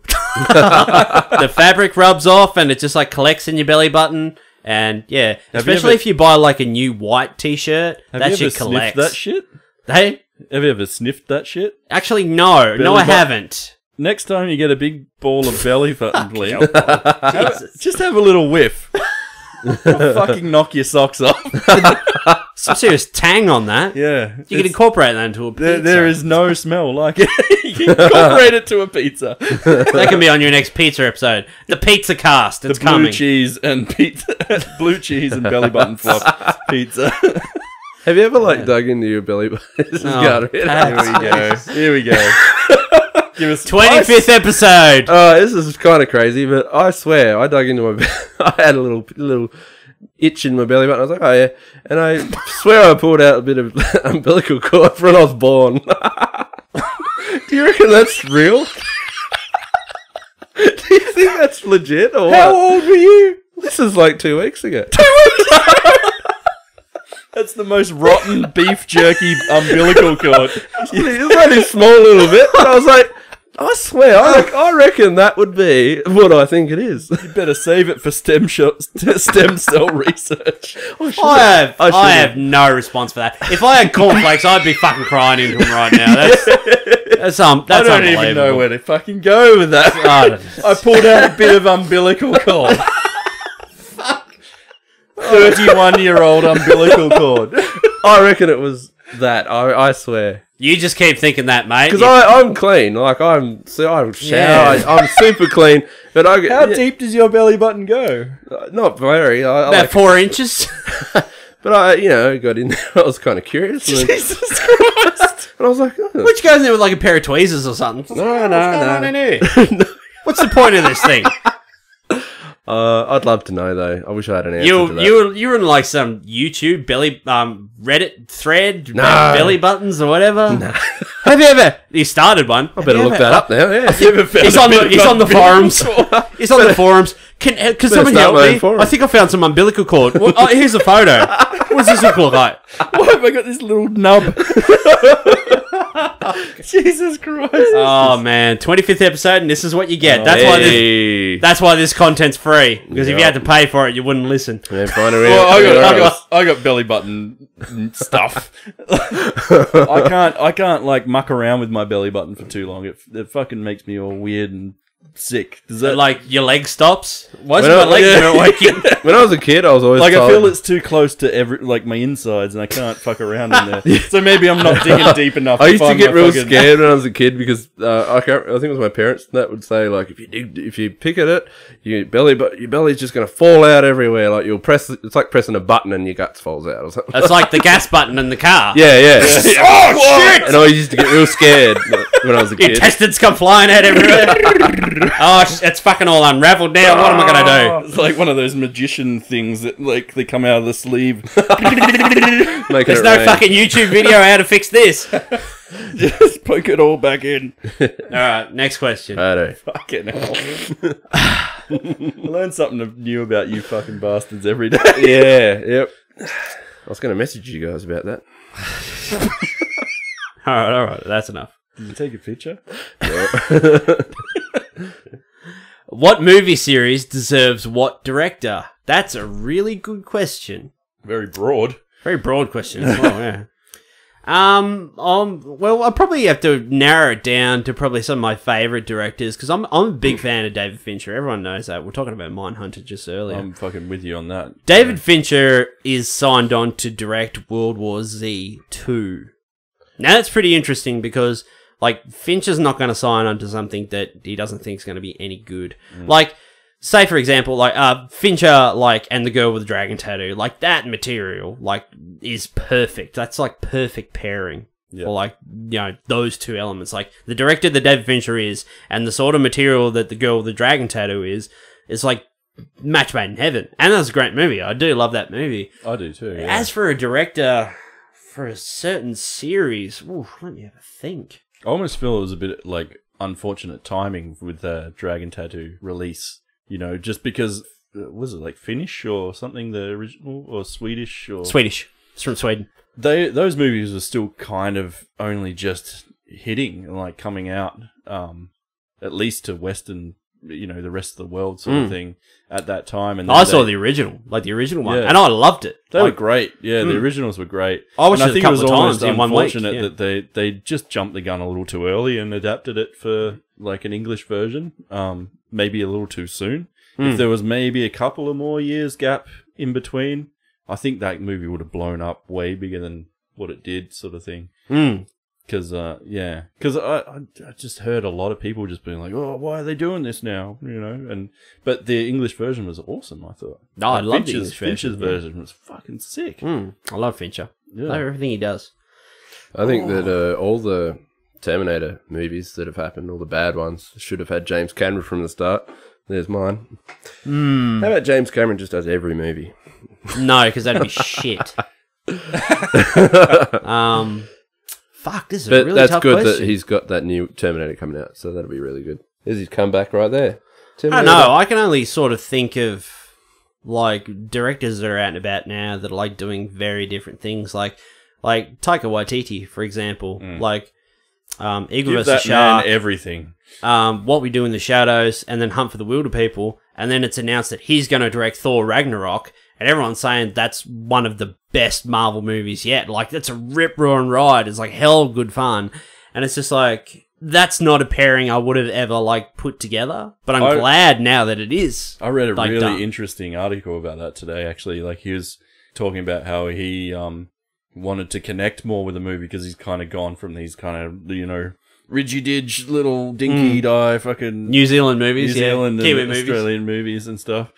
And then he's moved on to this huge fucking property, and he's like, for him to stay attached to it kind of thing, he's sprinkled a lot of little local references through for us for us Australian and New Zealand watchers. Yeah. So, like, all the ships in the movie are actually based off Australian car models. So there's, like, the Tirana, the fucking Commodore, the Kingswood. Wow. Like, all the ships are named after that, and, like, one of them's coloured the same colours as the Aboriginal flag, and one's coloured, I'm not sure what the flag's called, but it's, like, the Maori flag for New Zealand and stuff. But, yeah, he's, like, sprinkled in all this sort of stuff that's just going to be relatable for us, basically. It was actually really funny, too, because there's a character in the movie called Korg. He's, like, this giant, like, stone Keyboard. dude, like, this massive, like...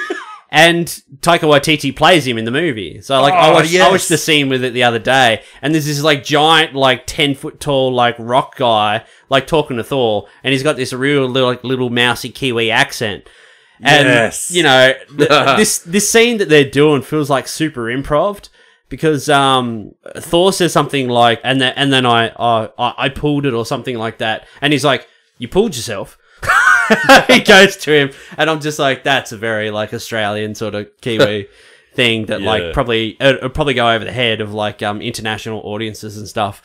So, just watching it, like, with the Kiwi accent and that's funny as fuck. Yeah. He's definitely in my top, like, current directors at the time now. Like, he's fucking gold. I think he's going to do great things. Him and Edgar Wright, like, great fucking comedic. Oh, like Baby Driver, like, that was flawlessly put together. Yep. Like, the amount of work that just went into that tracking shot of him going to get coffee, like, everything, like, to the beat and to the timing of the song that was playing. It's just, fuck, like, I would have spent 2 years doing that, and it still wouldn't have been as good. Yeah. You know? Alright. Do you have any favourite directors? You've been very quiet over there, Mr. Brown. Fast and Furious!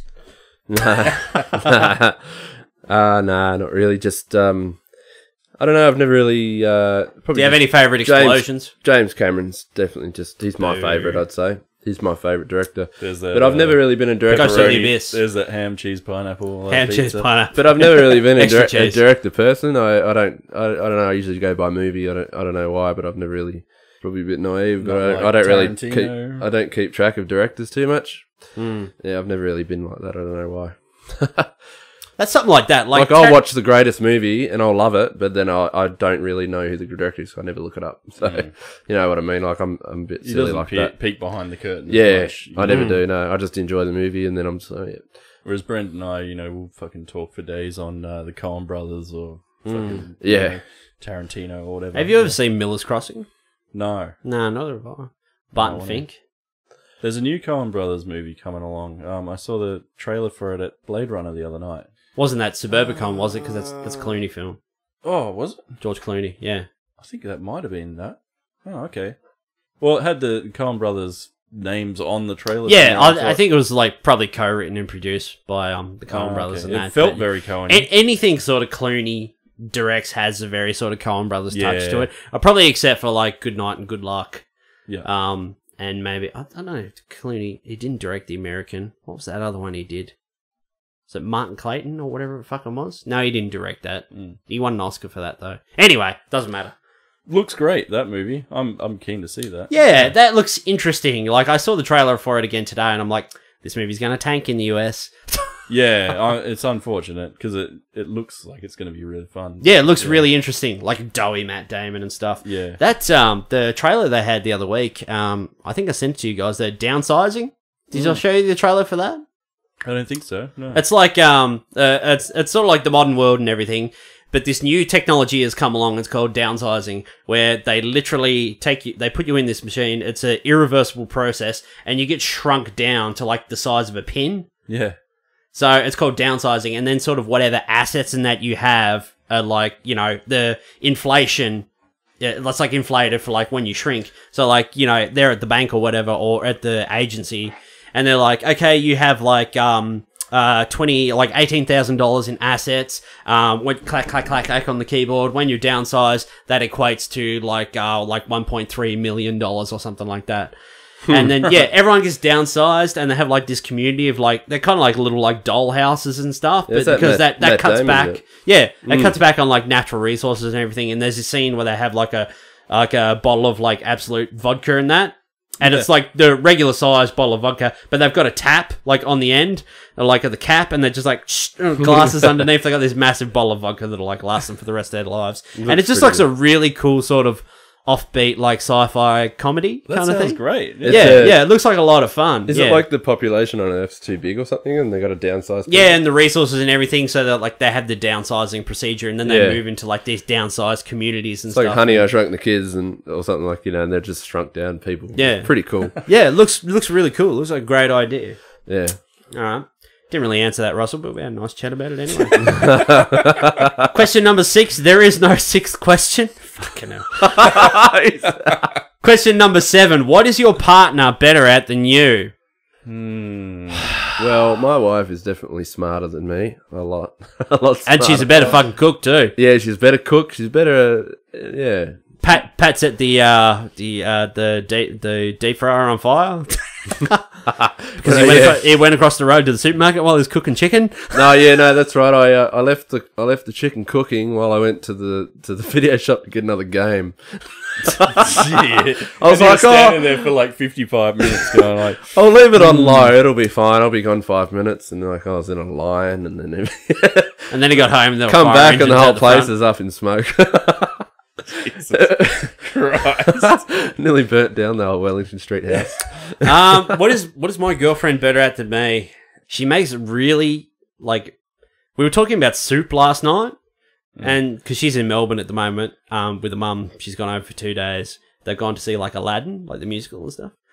And I was talking to her last night, and she's like, oh, I'm at some like dingy Italian restaurant, and I was like, that sounds great. And she's like, what did you have for tea? And I was like, oh, I had soup. And she's like, oh, did you make it? And I'm like, nah, it's just like out of a packet. And I was like, I don't know how to make soup. And then she texts me like this massive message of like how to make soup and like all the things, like this is how I do it. And I'm like, she makes really great soup. Like I've hated pumpkin my entire life, but she made pumpkin soup the other week and it was fucking beautiful. I had like 3 bowls. It was awesome. And she makes this awesome pizza. Like from the outset, she makes chicken and mango pizza. Like listening to that, you're like, mango on a pizza? That's outrageous. You can have pineapple, but you can't have mango. I'm like, pizza, give me pizza. I don't care what's on it. Yeah, so she cuts like this mango into like these beautiful like little slithers and puts it on there, and just it is absolutely beautiful. Chicken and mango pizza. She makes food better than I do. I don't know. What does Haley do better than you do? Fucking everything. Yeah. What I particularly like doing with Hales is we'll watch something and then break it down afterwards. Like we'll sit there and fucking Margaret and David and Siskel and Ebert that shit for like ages and just talk about it, and like we can break down a fucking movie or TV show like nothing. It's awesome. Nice. Yeah, I really appreciate having a wife that actually like gets into that and stuff. Like she was talking with her sisters during the week because her sisters sent her a message and said, I'm about to watch The Handmaid's Tale, the series we were talking about the TV a few series, weeks ago. great show. And they were like, is it worth watching? Because I know you've watched it. And she was like, fuck yeah, I loved it. And her sister put it on the first episode and got about like 3/4 of the way through, and she's like, oh, I fucking can't handle this. This is too much. Like, turn it off. Too intense, It's yeah. too much. And but Hales on the other hand, like, will lap that up. She'll fucking love it and sit there and watch it, and then like, pull it apart afterwards. and pull it apart. Yeah, and Yep. I love doing that. So yeah, she's definitely as good, if not better, at reviewing stuff than I am. And I mean, cooking's a fucking given. I'm the grunt when it comes to cooking dinner. You just cut I everything. cut all the veggies, and then I'm like flavor department over there, and she just makes it fucking amazing. So we always cook together. Like that's a 2-man job that we always do. Yeah, and fucking everything. She's the best. Yeah, Good on your house. Yeah, good nice. house. Yeah, Kate's better at decorating than I am. Like I go to her house and she's got like all the like cushions and like furniture and everything, like all matches and that. And you go out into my lounge room, I got like a purple couch and and like a plywood bloody IKEA bloody TV unit. Fucking Her house is like like a catalog kind of thing of like really nice stuff, and your house is like a comic book shop. Nice. She's more compassionate than I am too. She's real big on like animal rights, and she's big like animal activist and that as well. And like she'll like if there's a bug inside, she'll save it and take it back outside, and I'll just be like, "Hey, it'll be right." But since being with her, it's funny being with someone who's like that. They rub off on you, as much as you rub off on them. Settle down. Sorry, I had to lighten the mood there. I was getting real deep there. I was getting deep as I've ever been. Yeah, but she's the best. Love you, babe. Definitely. I'd say Lyra's probably the best at organising like everything. Than I would stuff I would never even thought of. Like Pat can't even find his fucking socks. I know. She pretty much like just runs the place in like the best way. And like, you just live there. And I yeah. But like. There's lots of things I don't even think of, and she's just thought of it already. It's just like way ahead of you. She's like, and she's already done it. That doesn't surprise me at all. She's so bloody good at it. Except when you go on holiday, she forgets to pack Zelda to play on the Switch. Oh yeah, bloody hell! Like the one time she's ever forgot anything. Yeah. And you hold that against her for every. Remember that time I told you to put Zelda in the suitcase and you didn't? She's so bloody switched on though. Bloody can't beat it. We love all our ladies. Love you, ladies. Love you. We wanted to do like a bearded spouse episode where we got like our wives and girlfriends in, but we can't get them all to agree to come on. So that'd be great. We can't do it with like one or two. So I've tried before, but like some will bite and some won't. So. But might work on that. Do anyway. it this weekend. We're here. Halloween party. Hey, Peter Gates Raw. 2 more questions.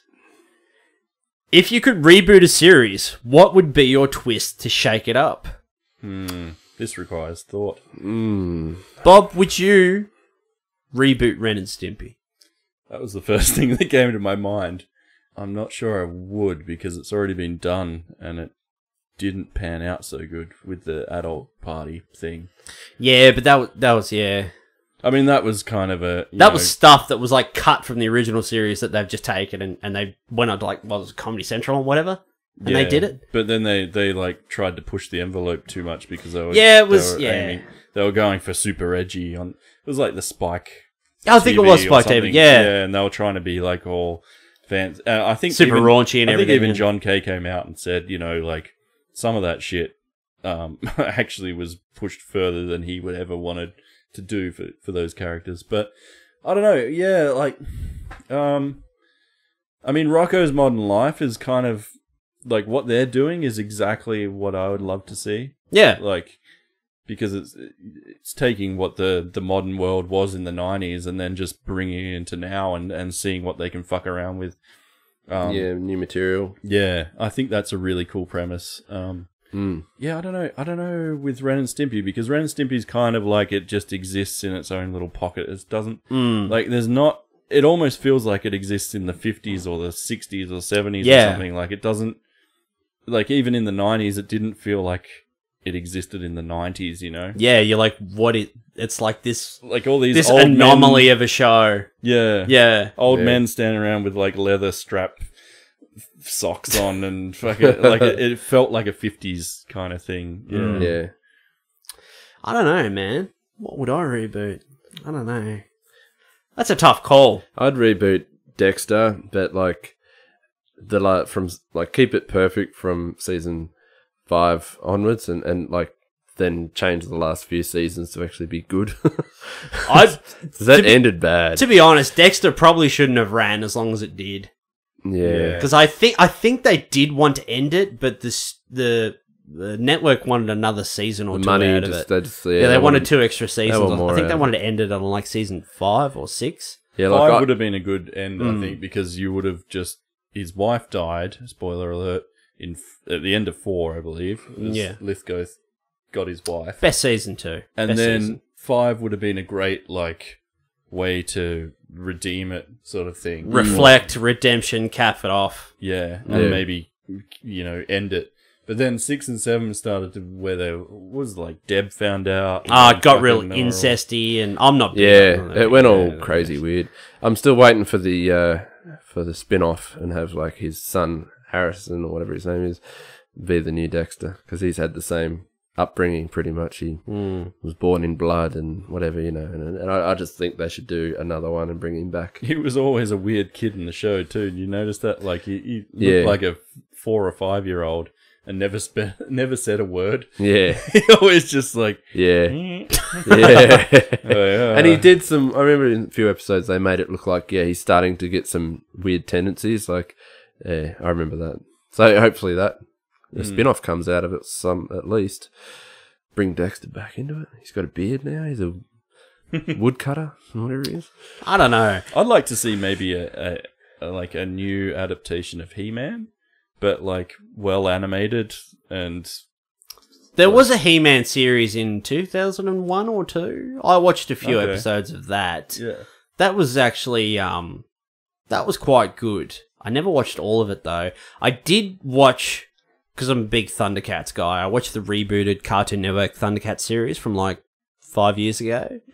But that only lasted one season. It was cancelled after one season. Like the mythology in that behind that, like they created in this rebooted show, it was really good. It sort of went a bit wayward in that. Lion-O sort of didn't have that punch. What would that be he the did twist though? Like in that show, that was the in the original show, like their planet's being destroyed or whatever. So the last survivors, they're zipping away, and the leader of the Thundercats, Lion-O, he's a boy, and then they go into like sleep chambers, and then when they get to Third Earth, he comes out of the chamber, but he's a grown man. So he's essentially a boy in a man's body. Yeah. And the sort of show is him sort of learning to sort of like, on the outside appearance, he's a man. He's the leader role. He's their leader, like to lead them.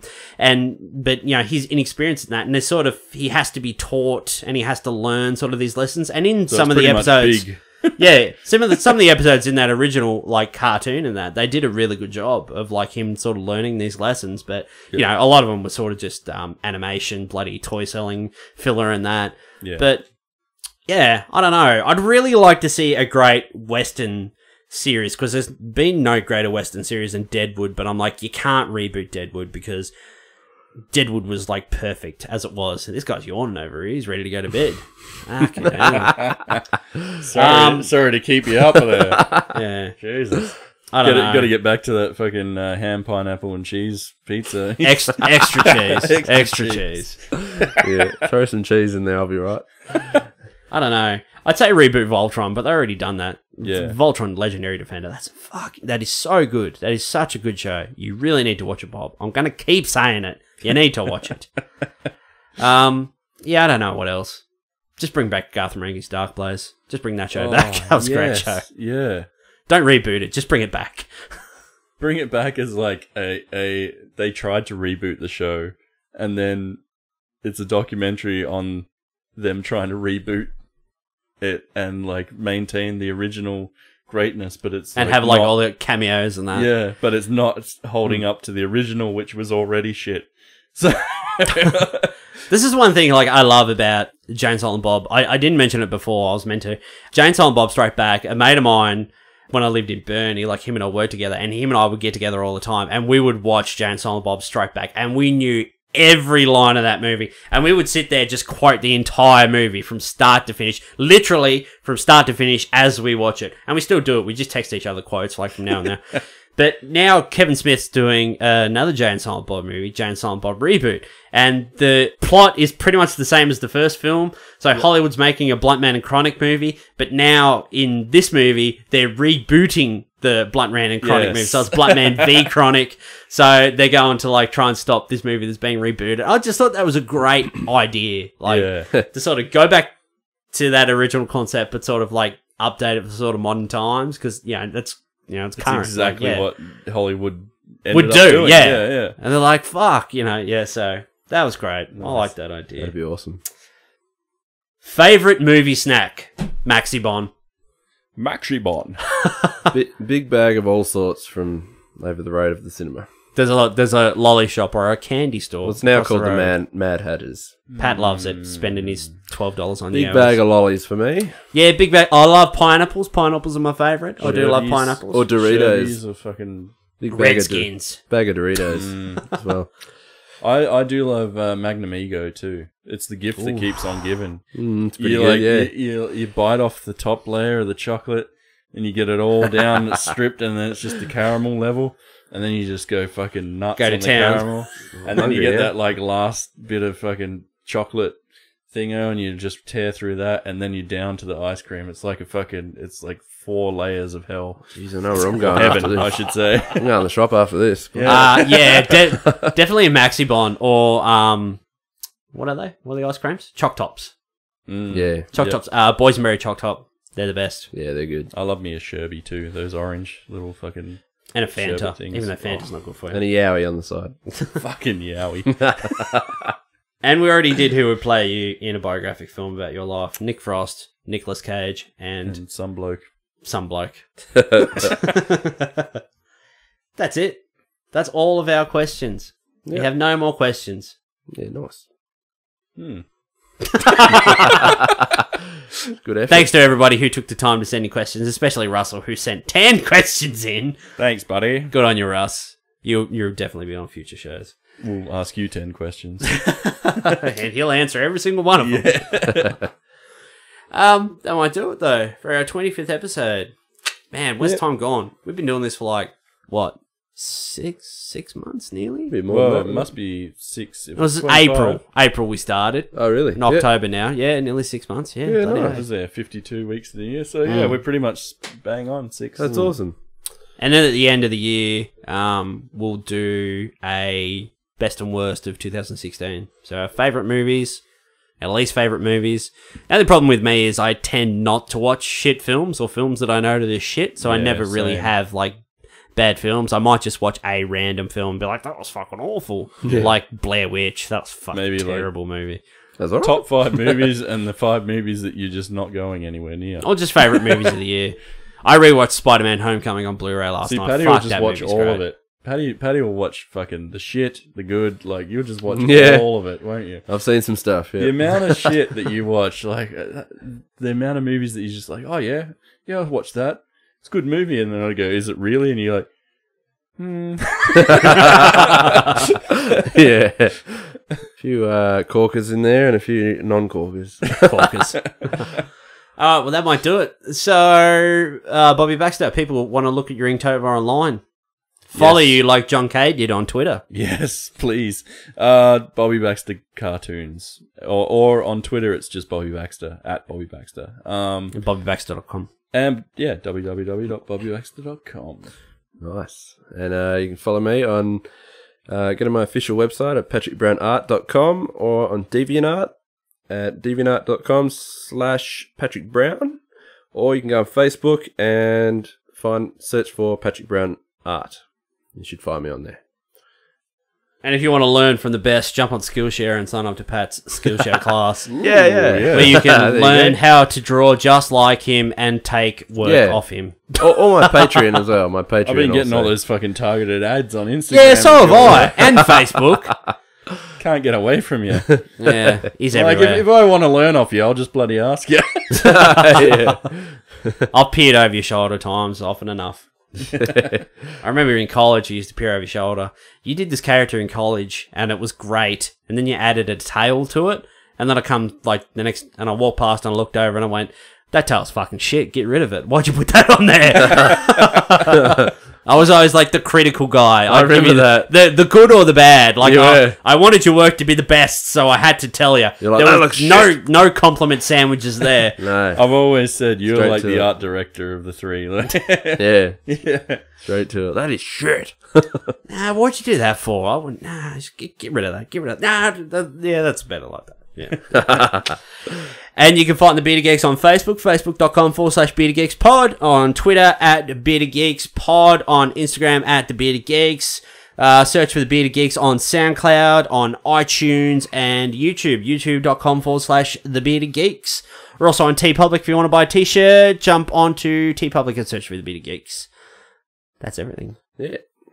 That's a lot of bearded geeks. That's a lot of Bearded Geeks podcast. Done a good bloody job, mate. Thank you. I try. Editing takes up a lot of time. This bloke's falling asleep over here. Look He at is, yeah. Fucking old man. He's All right. drifting. Well, I ran out of beer, so Jesus Christ. All right. Well, I think that might do it. So, yeah. If everyone would like to, thanks to everyone who gives us a like, who shares, because a lot of people do share the show, and who sub. Thanks to everybody who subs, because, subbing's not something you take lightly. You got to be honest. yeah. But if you do subscribe on YouTube, ring the bell so you don't miss an episode. We post every week, except for the weeks we take a break. We've only had one break, but we'll be having another one at the end of the year, like over Christmas and stuff. We don't call it, we don't say happy holidays. We celebrate Christmas, so we call it Christmas. Anyway.